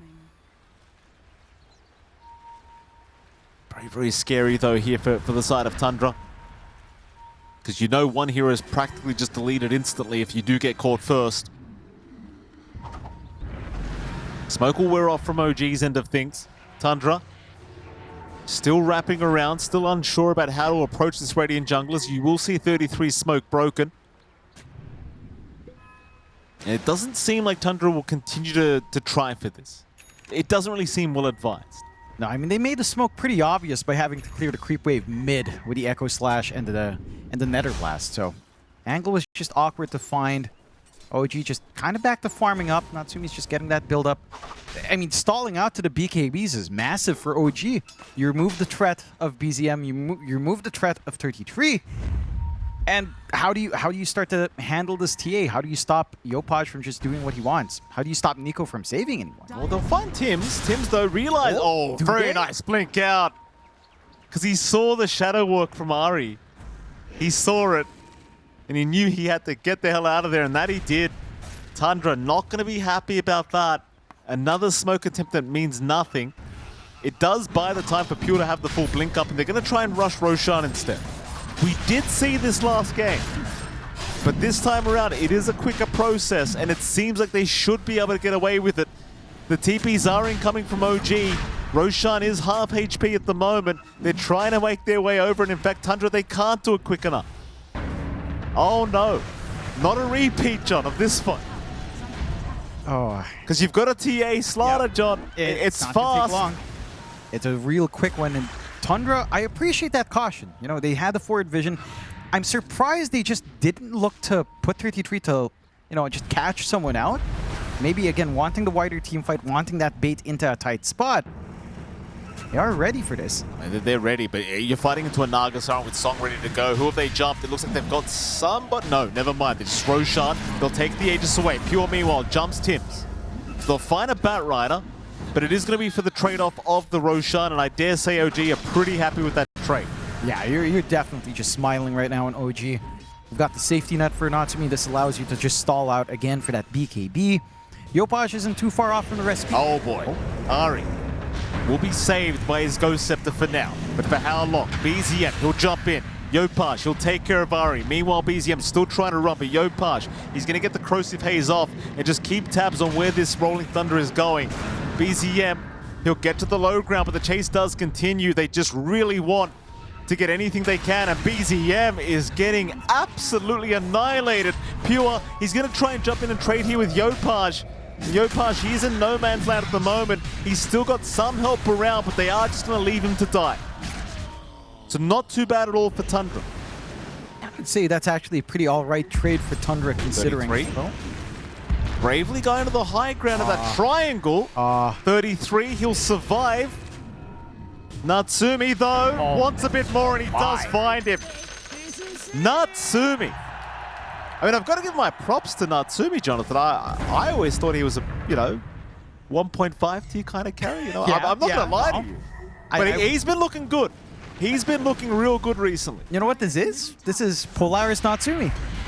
That's what we're seeing. That's back in the day. That is quite literally it. Right? Like, he used to be a beast. Tims will be sacrificed, but you have to appreciate just how well, again, OG has balanced back the game. Network advantage gone from Tundra. A 10-0-3 TA at this game right now. I mean, it's just sickening. Tundra, they had to play fast early. They did play fast early, but again, they stop at around 15, 16 minutes. And it's just, that's exactly what OG wants. They want the slower game. They want the farm. They want to get that recovery. Nico with a full Crimson Guard. And if you jump in, he pops that Crimson. How are you going to kill anyone? You know, how do you deal with the eventual save from an eventual shard from Nico? Your team fight's very reliant on BZM and 33 to actually find an angle in. BZM doesn't have his blink yet. Natsumi's got the full Daedalus up now. Oh, beautiful. Oh boy. Full on glass cannon, not even a BKB. I mean, in fairness, who's killing him? He hasn't died once. Yep. It's the one kind of game where I say, okay, I forgive you for not buying BKB. Yeah, that's all right. You've proven you don't need it quite yet. Yeah, I think it's Tundra that's just having issues isolating out these heroes. Like, they have to commit. I would say at this point for Tundra, if you want to take care of Natsumi, you have to get BZM and 333 on top. Down bottom. They have found Whitemon, and Natsumi says thank you very much. Like, Tims will take it, but maybe that allows Pure to get something done top lane. We'll start pushing out the wave, but not going to be looking for any kind of hero pickoffs. Yopaj, he could be a target. But no, Tundra, I mean, they're just very split up, aren't they, John? That they are. And again, it's reminiscent of what happened in Game 1, where this early advantage at 15 minutes, you don't manage to keep that tempo up. You go back and farm, you work the map, you provide openings for OG to start to pick you off one by one. And then your map starts to shrink with tier 1s going eventual threat onto tier 2s with a minute and a half on the Aegis left here. Tundra. I know this is kind of deja vu with different heroes. Like, yeah, Pure went for a more aggressive build-up into the Blink, skipping the Manta, has a BKB, he wants to fight, but where's the fight? They'll try to jump Nico here. Nico, he does have that Crimson Guard, which does make it a little bit harder to actually get through him. He's a tanky boy, but they are getting through it eventually as Nico. He will go down. Yopaj unable to get there in time to help out. A nice pick off here for BZM. Naturally, though, Nico, he's already respawned. In fact, they might want to fight considering he is up, though Tims is going to die. Another great kill for Tundra. That's a bigger one. Removing the threat of Lasso, removing that debuff immunity piercing hold onto one means that the follow through for Yopaj is just a little bit riskier. I'm surprised Yopaj doesn't attempt to get that jump back in. They are relatively close to that position in the river. Even the song was available with Scam with a blink. But not wanting to take risks. Goes for the safer play and just keeping that top shoved out. And that does widen, swing it back towards Tundra's way. You get some activity out, 12 charges on the Desolator, 12 bonus damage up. A little bit more to play with here for Pure. And Aegis, they've kind of sat through the worst moments of it. It's set to expire on Natsumi, so no safety net. And for Tundra, you're still in a good spot.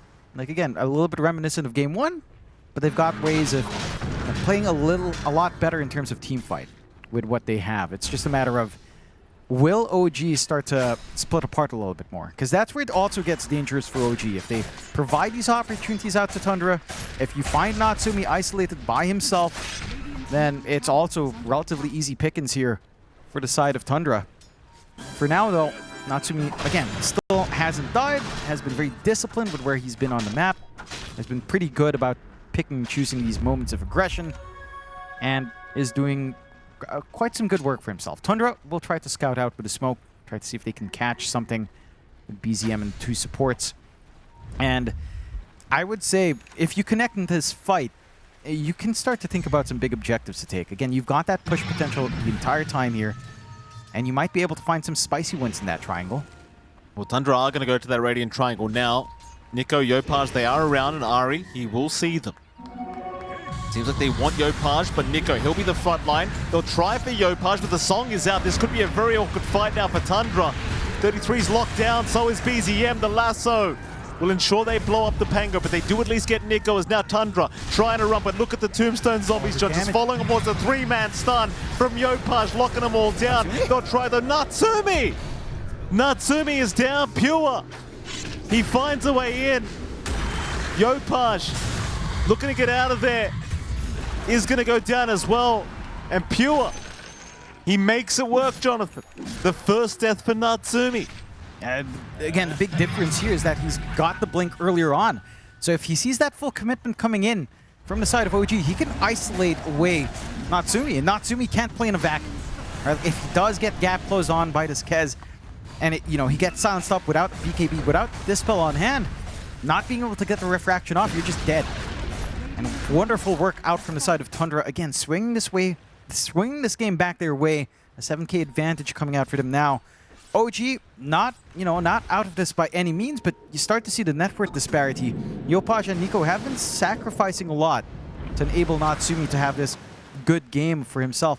Natsumi does have the BKB up now, so some of those issues might not be any longer. Oh, Nico already in trouble. They will burst him down. Nico's gone for 50, and now Tim's trying to go for a lasso, but it's not going to work out in his favor. He's also down, and now Tundra, they're on the high ground in that mid lane. They'll go after the T3 tower. Natsumi, he'll be back up in 5 seconds. Tundra, I do wonder if they continue to stick around for this push. I mean, they may as well. It is still a 5v3. Maybe force another error here from Natsumi, though Pure. Don't you love that he could just parry the attacks? Yopaj, almost dying. In fact, he does die. Another parry apparently for Pure. Oh, and now Natsumi's been jumped. Oh, no. Oh, that's concerning, Jonathan. Yeah, this is the big difference for Tundra again. They've got a lot more team fight, and the backline's much more protected. Whitemon is just doing work. Getting that sustain off for Pure, ensuring that these jumps in are awkward. Nico doesn't even have a saving option with something like the Shard, so there's no way to bail anyone out once that full commitment's in from Tundra, and they just clean up Iraq's easy. Roche in 40 seconds, they've got complete control for that as well. Another tier 2 falls, and it's now OG that's gonna try to have to find some answers to these questions as to how do you actually deal with a backline. Yopaj has to get that jump through, Tims has to be able to back him up, but can you actually go into the back without dying? There's just way too much output right now if you are isolated alone like that. Absolutely. Dire straits now for OG, and it just happens so quickly. Tundra finding that second barracks of the game. No kind of defense to come here from OG. They'll sit back. They'll hold on to one final lane of barracks here on OG's side of things. Roshan now available as well. They might have to make the attempt to try and at least counteract this Roshan play, but it seems like Tundra's going to get away with it for free this time. Yeah. I mean, OG is just, again, it's been a struggle to find that backline. It feels like your primary target actually has to be Whitemon. Like, he's got the A on this cup as well. It's not going to be an easy call. Got the secondary life coverage now. I mean, I know, like, you don't have the nullifier up in Yopaj. He hasn't really progressed since the BKB, unfortunately enough. And that just makes it, again, difficult. These decrep saves, these life drains coming through, means your insta-burst play, so long as Tundra is grouped up, which they have been doing now, means that your playbook is gone here from the side of OG, and you're going to need some time to get these counter options up, which Tundra are not going to give you that time. No, absolutely not. Tough times now for OG, and the thing is as well, all the other cores on OG are not having a good time at all. Like, Natsumi was the only one with all that net worth. It was all on his shoulders, and now it's just completely fallen apart as Tundra looking to force us to a game 3 in some fantastic fashion. Through the top lane they'll go. OG prepared to take the Shrine of Wisdom for themselves. Tundra, they might just want to get in there and force a fight, honestly, considering they have 2 lives on Pure right now, and that they will. Pure, happy to just casually jump in on his own, takes the Shrine of Wisdom. Won't quite find a target, though. But they can just go through the top lane, try for the Megas. Yeah. And again, there's not much stopping you here from the side of OG. And Pure's had a wonderful recovery after maybe not a bad early game, but a slower early game overall. I think the switch up in itemization, going for the faster blink BKB, has done wonders. Jumps in, trying to go for some D wards here. We'll be able to disengage though very, very quickly.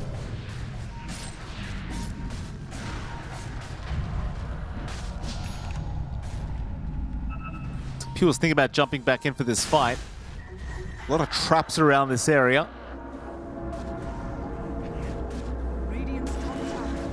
They will not. They'll just hold the triangle for now.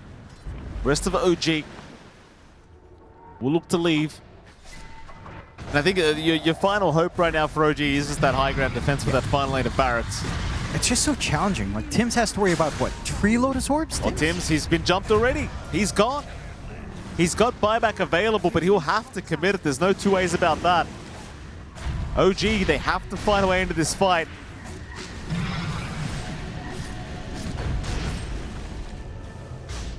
Pure just chipping away at that tier 3 tower. We'll jump in onto Nico. The Ghost Scepter will save Nico for now, but the Burrow Strike in from 33. We'll leave the area to boot. Tundra looking to re-engage eventually, I'm sure. It's BZM pump faking that Rolling Thunder. Tims is back up looking for a lasso opportunity. Pure shot to Roshan batter on the ground. It'll get picked up eventually, and I'm sure they'll use that to try and make this push happen. As Pure, he does jump in. Tims is immediately deleted, and now Nico's in trouble. So is Natsumi. They'll song through this parry. Pure, though, is not taking any more damage like he used to. Or maybe they can. Drag him into the fountain, perhaps. He'll go into that decrepified form thanks to Whitemon keeping him alive. They'll drag him back, though. Pure's in the fountain. Well, this could be awkward. Can they hold him down? No, they cannot. He will blink out of it. Pure's still fine. As Tundra, they do secure the Megas. Onto the tier 4 towers, they'll go 33, the big epicenter now. BKB from Yakult, though, keeping him safe. They'll take down Nico another time. He'll buy back on the Undying. But how do you force this fight? I mean, it just feels impossible. As long as Whitemon's alive, these decreps, these life breaks are just doing too much. Oh, Pure jumps back in again. Skem deleted. Yakult deleted. Raptor dance in celebration. They call the GG. Well, there you go. They run it back. They choose the Kez again, but this time around, a bit of a few alterations around the draft, and it actually ends up working out in their favor.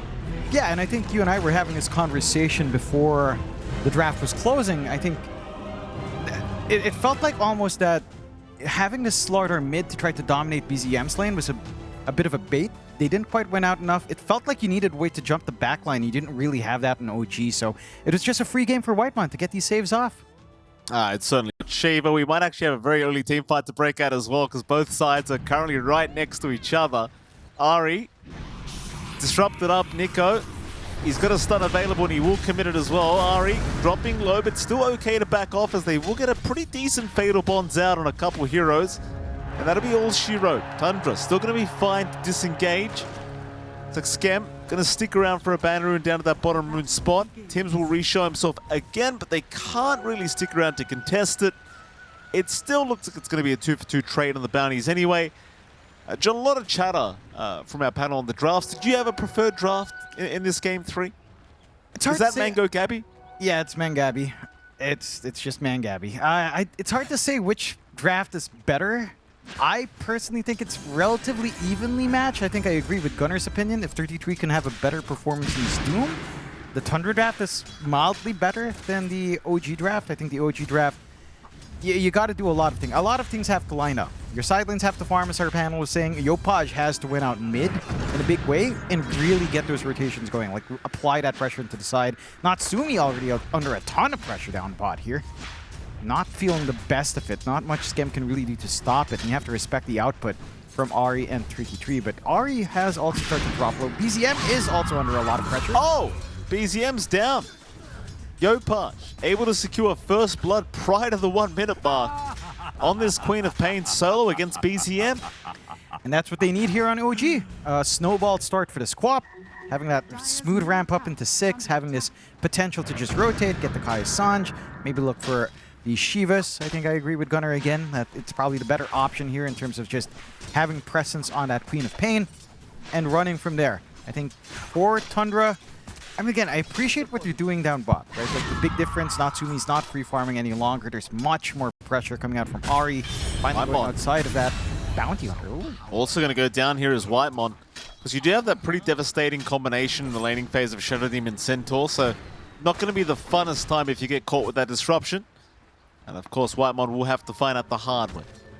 Yeah, at the same time, Pure is just free farming though, right? Like, you can't really run up and pressure a Ursa in the same way as you would anything else, even as a Centaur. Even though you're so tanky, Pure will just rip you to shreds, so you kind of have to look for those opportunities to punish Whitemon instead. but you are seeding that lane out. And Pure is finding some good farm for himself, getting pulls into the camps, getting all of the creeps going his way. You have at least water runes being taken by both of our mids. Yopaj starting to run low on the mana department, so sustaining this harassment up against BZM going to be a little bit tougher for him. It does have the clarity set up if you find a room to just sit back and regen a little bit more. But it is starting to really go Yopaj's way. 13-4 in comparison to BZM at 9-1. Yeah, that first death doesn't help him out, but this is just really working out towards Yopaj's way. This is the kind of start you'd want to see as we approach like the 3-minute mark. Bottom lane, pretty quiet affair. Natsumi's also been having a pretty good time with this gyro, and Pure, he did have to go through that disruption hoop stop combination here from Tim's.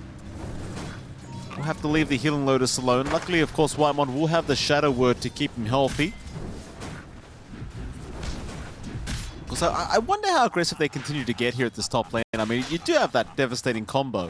At some point, the Ursa is going to start to look a little bit scary to jump into, but I suppose for now everything's perfectly fine as BZM is not feeling so fine in this mid lane. Bit of a rough affair up against the Yopaj Quap. In fact, he's going to be very careful here. We'll just use the shield crash to try and farm a little bit more before that next water rune does spawn up. The Shadow Strike spam, it is just debilitating right now for BZM. It's been a rough go. And again, all the lanes are a little bit more active than you expect. Yeah, 33. Understands he can knock it away. There are plenty of actual devastating combinations in these side lanes from OG.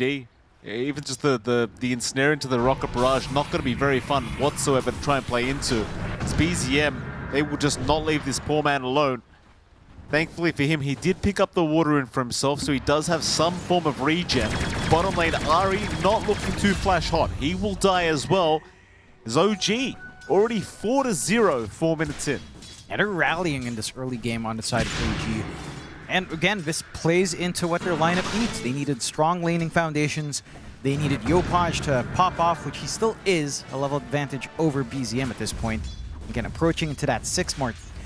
It starts to get a little bit scary for the side of Tundra. For Tundra, there's no early timing as well where you can rely on something like the Bounty as they trap Pure once. Pure, a big target, Pure. He is going to be able to run away. They did not have the stun available at the time, but they have left him on very low HP, and he's certainly not going to be feeling too comfortable just sticking around like this. Pure, he will go into Tim's.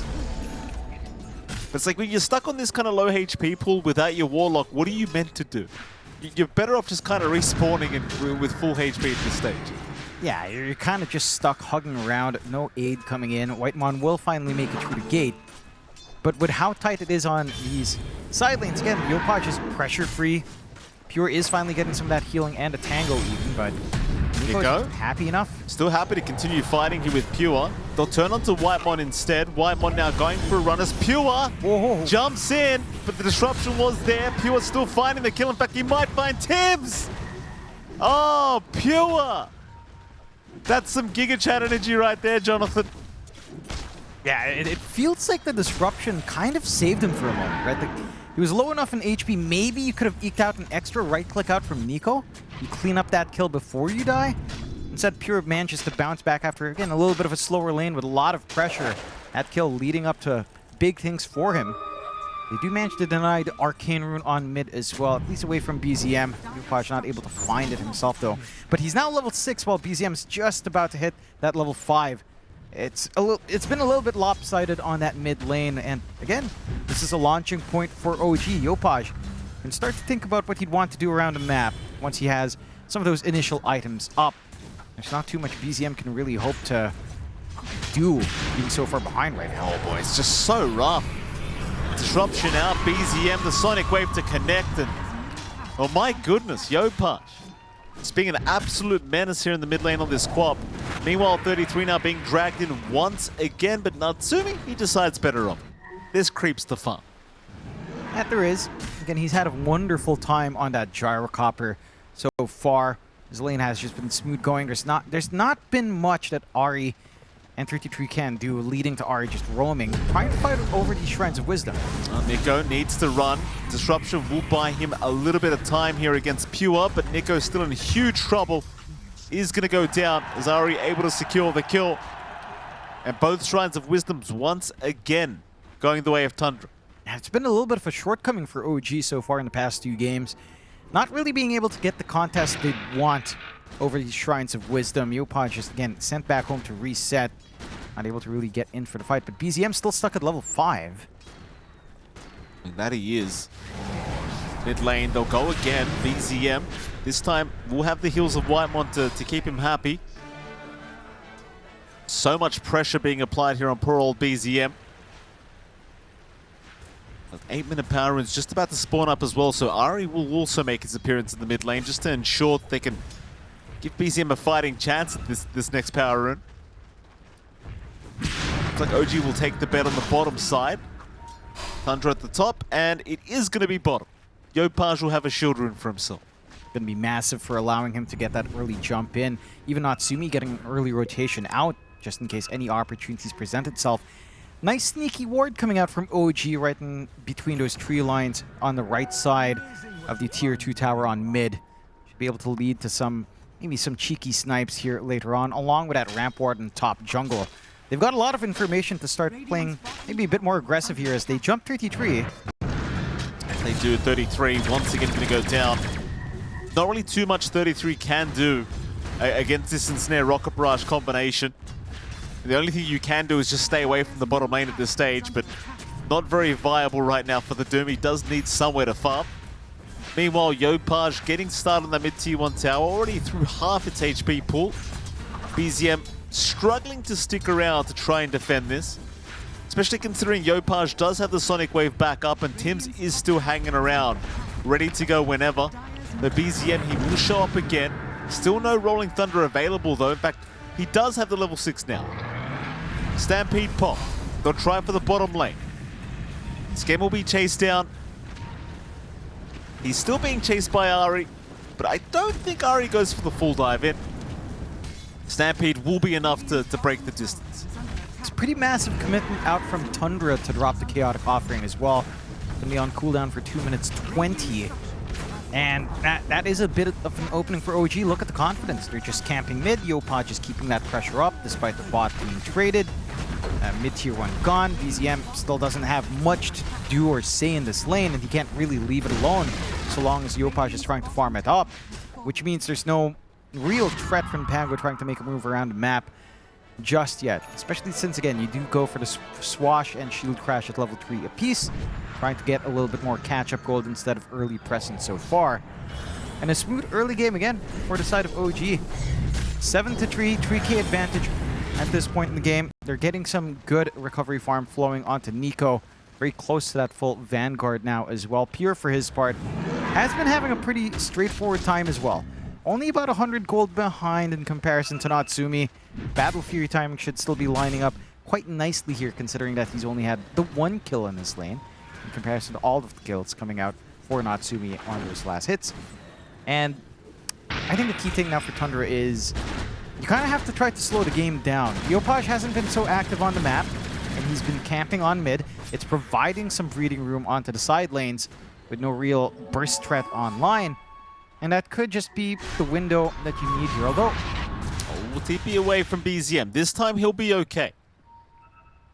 Tough times for poor old BZM, but he's making it through. Very important update, by the way, Jonathan. Something we did not talk about. Black Grimoire was committed. Yes. Yes, it was eaten. I was checking Whitemon when he hit that 6.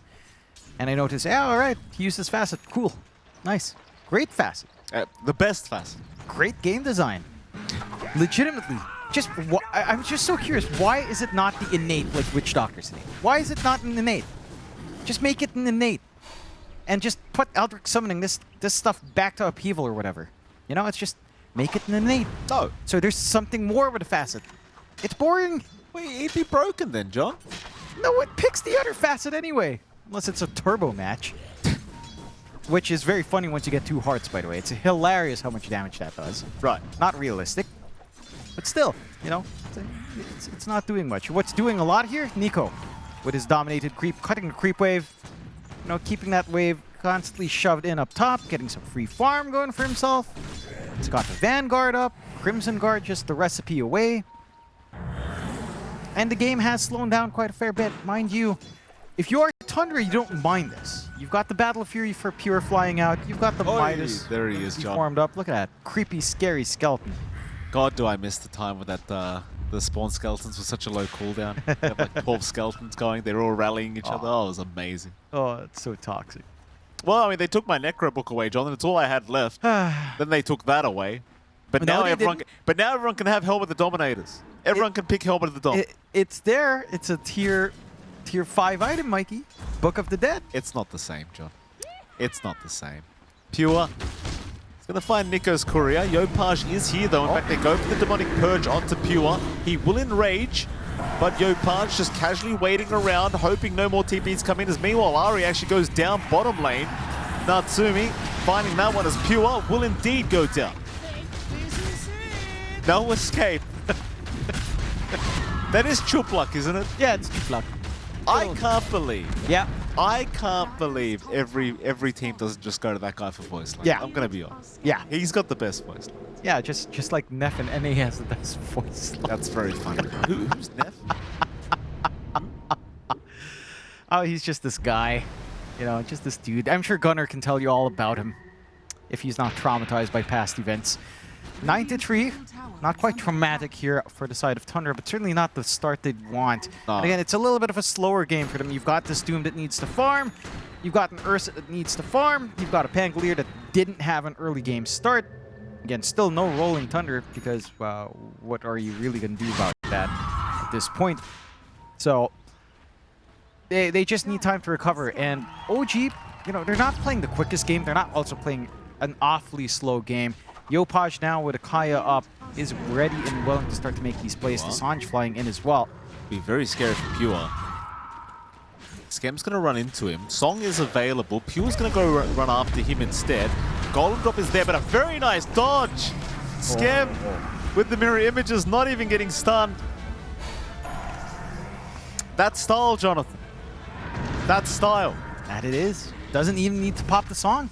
So now Chaotic Offering again popped by Whitemon, not doing much except for pushing. You're happy enough once more. Nico trying to move forward. Rolling Thunder will be committed by BCM as the Stampede will be popped to try and allow Nico a way out of here. They'll continue to follow him down though. Yopaj with a big Sonic Wave out, but the range from Pure was there to mitigate all the damage. Now the lasso as well, dragged back by Ari. They will take down Tims. Song committed, but it's all too late. It's all too late, Mr. Skip. Yeah, they miss out a little bit, and that's some really good breaking apart of the fight here from Tundra. Ari was in the side playing poke with Skem, so they didn't have disruption to set up for Nico. So Nico is forced to run in, not have a backup plan, not have a save or setup for his stun, and it makes it a lot harder to start to play that because of that pressure that Ari decides to make by just pressuring the Shadow Demon. So some good solutions being found by Tundra. A pretty nice win for them. A 1.5k gold swing their way off the back of that core support kill. Still looking favorable for OG at the 15-minute mark here overall. Still maintaining that 4k lead. But it's almost reminiscent of maybe what Tundra did.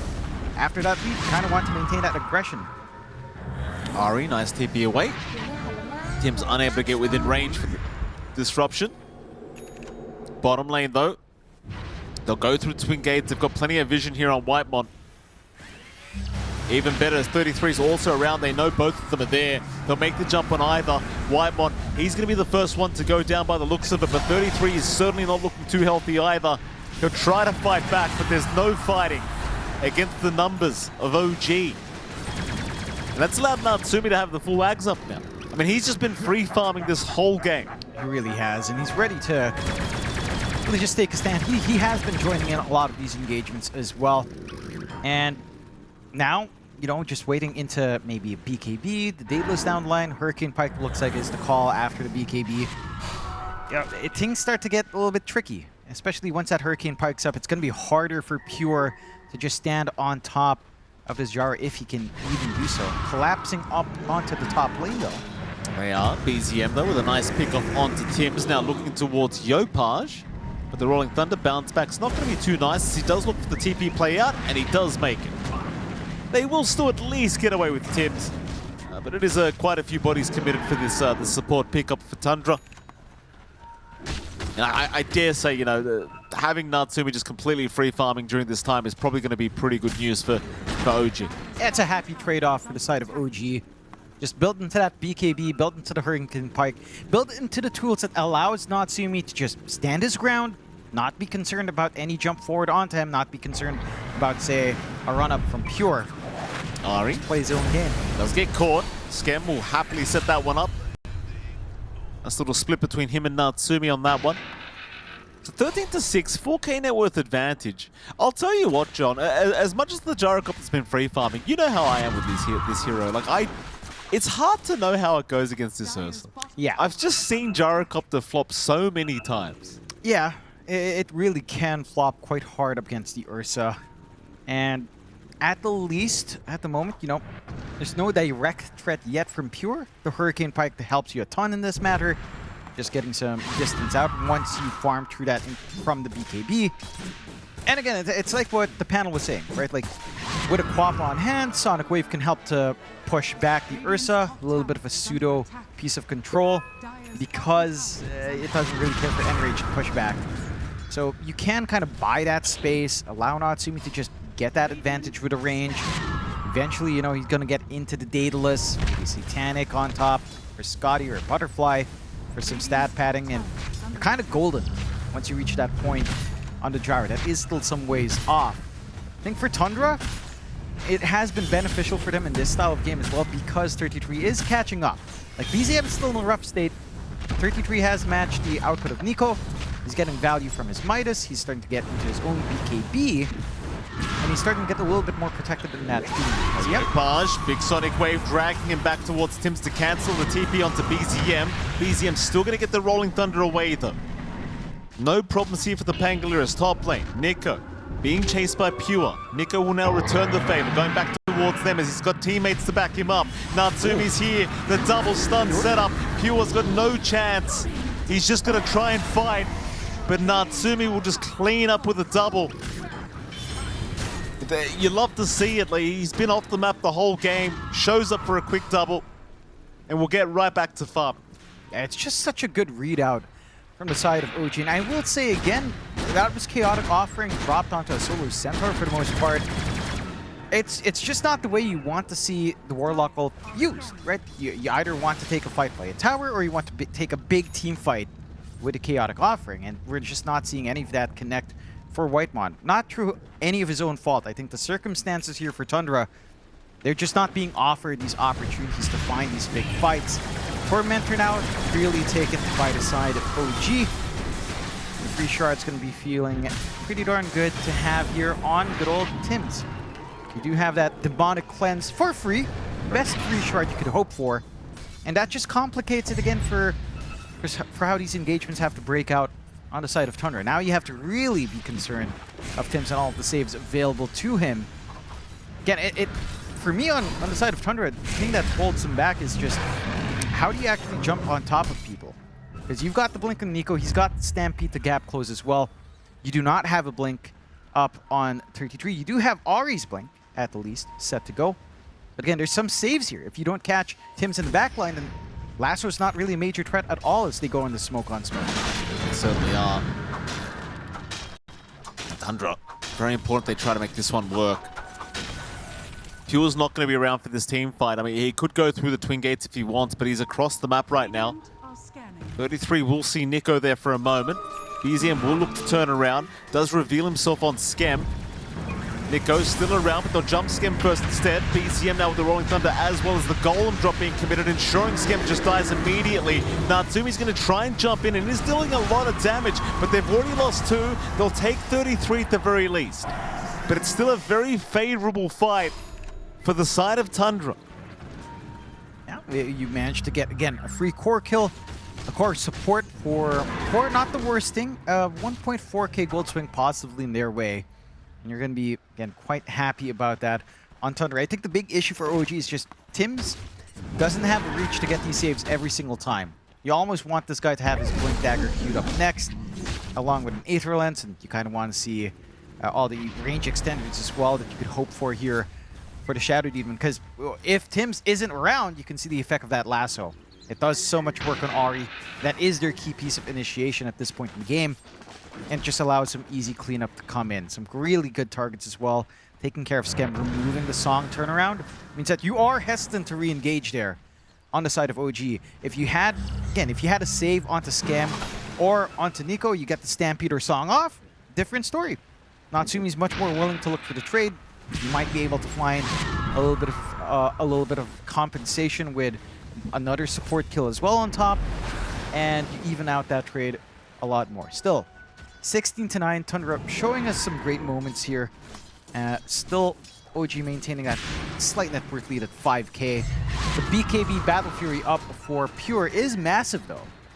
So you don't quite have anything to pierce through that debuff immunity. It will allow Pure, again, to just try to focus in, try to jump onto the gyro, try to stop Natsumi.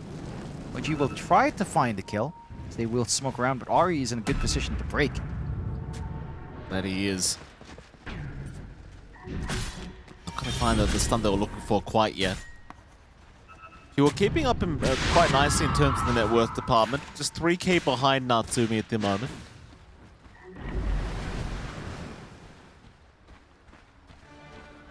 $4k advantage still standing for the side of OG, but one team fight just turns that completely around. Tim's, he's going to find 33. Demonic purges out. 33 with the immediate TP with the BKB, and he's going to be just fine.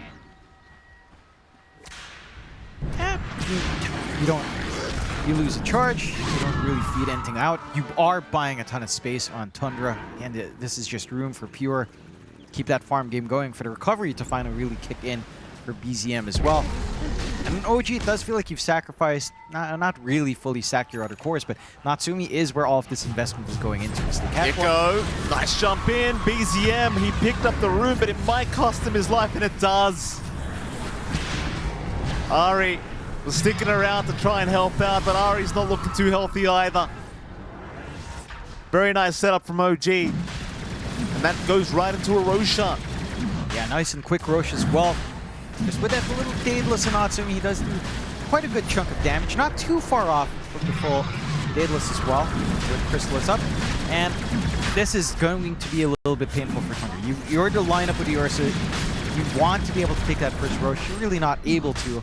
I'm a little bit surprised Pure isn't they're just not grouping around Pure yet, right? Like, you've got BKB, you've got Battle of Fury, you've got Blink, and it's almost maybe somewhat reminiscent of Game 1 here, Mike, where he had these same big timings on his Kez in Game 1, with the Desolator timing, with the Manta timing, and even the BKB at that point.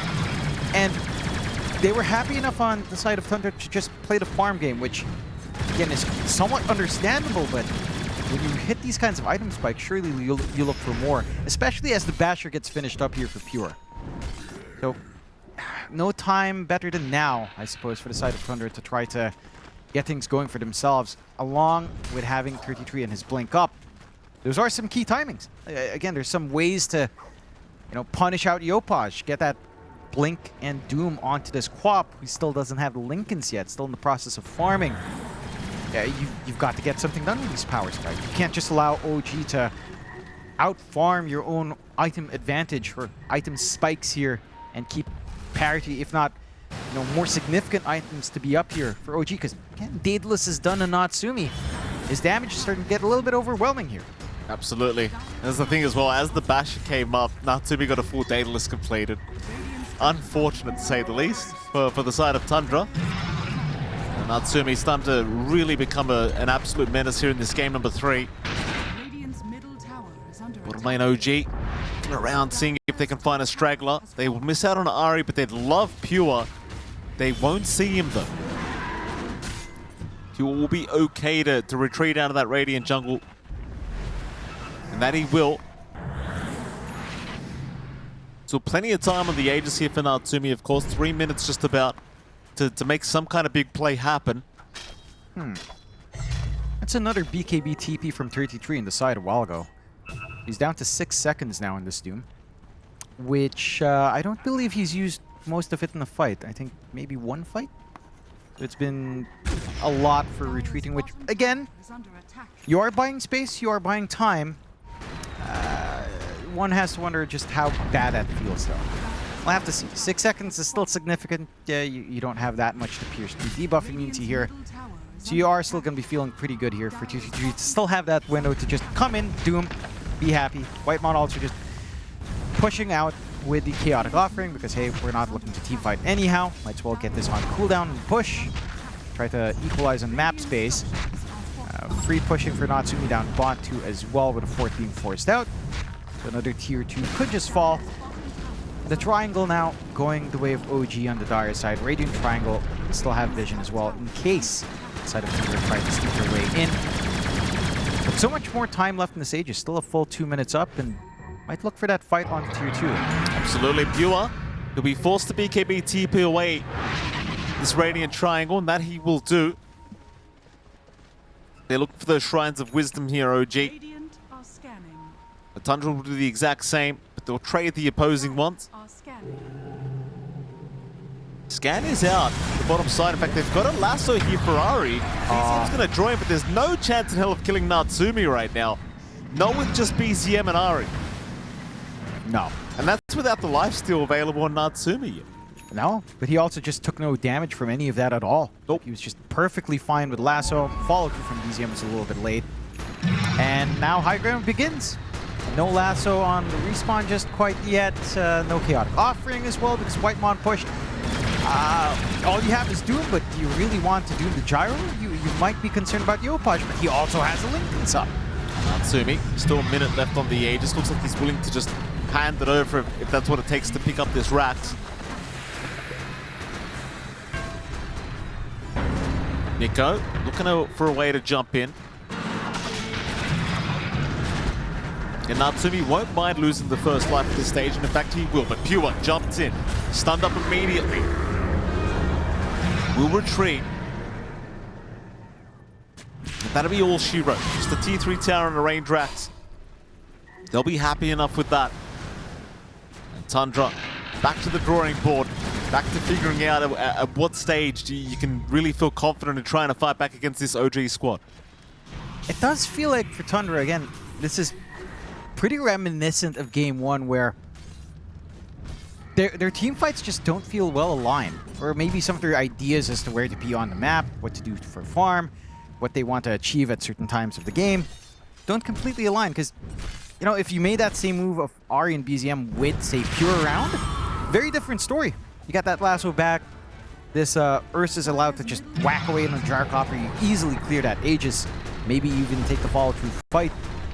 But again, it's just not all stitched together. In comparison to OG, I would argue OG right now is showing much stronger signs of teamwork. Pure. They see him. He'll blink to the north, TP away immediately, and looks like he'll be all right. Constant game of cat and mouse right now in this game number 3 is now Natsumi full butterfly completed. Yeah, it's going to be a nightmare for Pure. He has to contend with all these missed chances, all the kiting around that you can't apply on Tims, all the saves that can come in from Tims. I think for the side of Tundra, again, thinking about Game 2 this time, what Whitemon was doing for Tundra in that Game 2, Tims is now doing again in this Game 3 for OG. Just having all these options to save, having Demonic Cleanse, Demonic Purge on hand to slow. It is quite a lot from the backline he can provide, and he's got that blink to ensure that he's really far back. Ari, Demonic Purge was committed out. Yopaj looking for the chase. 33 though, gonna happily start the fight as he gets a double stun out. 33, finding an opportunity. Pure will take a double kill. And they go for more. Natsumi, he's a much tankier target, but it is a 3v5. They might want to try for this. But Natsumi, they're not quite giving the opportunity. Still a pretty nice opening for Tundra. Yeah, that's kind of what we've been lacking for a while, right? Like, how long has it been since we saw Tundra clump up as 5 and actually execute on all 4 skulls? They finally get a nice big use out of the Chaotic Offering. You get the connections out with BZM. And it just feels like they need to do that again. When cooldowns are off, just group up as 5. Look for stragglers out from OG when they're playing on their side of the map, when they're not looking to invade space together. It's going to be pretty simple as a matter for Tundra. Yopaj, I mean, the Lincolns is there, but you need more. You need to be able to distract here on OG. They will try to smoke and sneak around. Natsumi is pretty damn strong if they want to try to make a move. Would really love him to have some sustain, though. It is a little bit tough to see a prolonged fight feeling all too good if he's actually taking hits here. Dua, jump in. They are going to find Ari first. Ari, he'll try to firefly his way out of this one with a Sonic Wave. Yopaj not messing around, just wanted the quick kill. They'll find another. Oh, in fact, they will. Whitemon was sticking around, trying to hide in the tree line, but Skem does scout him out, and Whitemon will also die. So a double kill on the support tier for Yopaj. And Roshan's actually a pretty early respawn timer as well, 30 seconds. Might be an opportunity for OG now. And it would be. At the least, the respawn times in these supports mean that they're going to be around when Roche is back up. There's an opportunity there. Chaotic Offering's a little bit longer in the cooldown, but you might be able to buy those 10 seconds out after the respawn anyhow. Pure starting to get more tools up as well on that Ursa. Full Ags up. Constant Enrage is going to be pretty annoying. And a very fast timing coming out there from Pure, prioritizing that Ags, I think, more than other players would. So it is going to do a lot of work. It's going to make it a little bit trickier to lock him in, considering he's always got Enrage on hand. And he was queuing up the MKB. He changes his mind for more control. Full Abyssal, which I think is actually pretty much the right call. You just need more stable control on the jump in. You know, you want to relieve some of that pressure that is on Ori to try to work with the lasso. You want to have more options outside of just lasso and Doom. Abyssal will allow that from Pure to 100 to 0 someone relatively quick by himself if you'd want. I do like this coming out from Nico, though. He is working onto the Ags here on the Centaur, and Centaur Ags with Gyrocopter is actually probably one of the best combinations for that workhorse. Like just having Flak in a very safe spot, having, say, the Satanic down the line for Natsumi, free reset, it's going to make it quite a fair bit harder if you don't manage to pin down Nico. And again, you have to worry about who do you actually pick off. Do you pick off Nico or Yopaj? Do you try to isolate Natsumi? Let's see what is smoking here. Oh, jump in, Pure! He won't get it. The Aegis, it is the way of Natsumi. He does try his absolute best now, moving on to Nico, trying for the Centaur, but he's going to be so careful because Natsumi just doing too much damage. Pure, he'll make his way out, but he can't do it. Yopaj will cut him off. They just need a run. 33 in trouble. Yopaj not leaving him alone. They'll doom up the Quap to try and turn this fight around. It's still not looking good for them though. 33, he'll survive a little bit longer, but Tims will keep up the vision. He'll try for the TP play out, but they've got the damage. 33 is down. In fact, Pure and 33 down without buyback available. I mean, they might have time for Megas if no buyback comes up. There goes BZM now with no buyback. Is that it? It's at least a Rax. I mean, you still have Aegis. There's a lot Natsumi can play for. Tundra.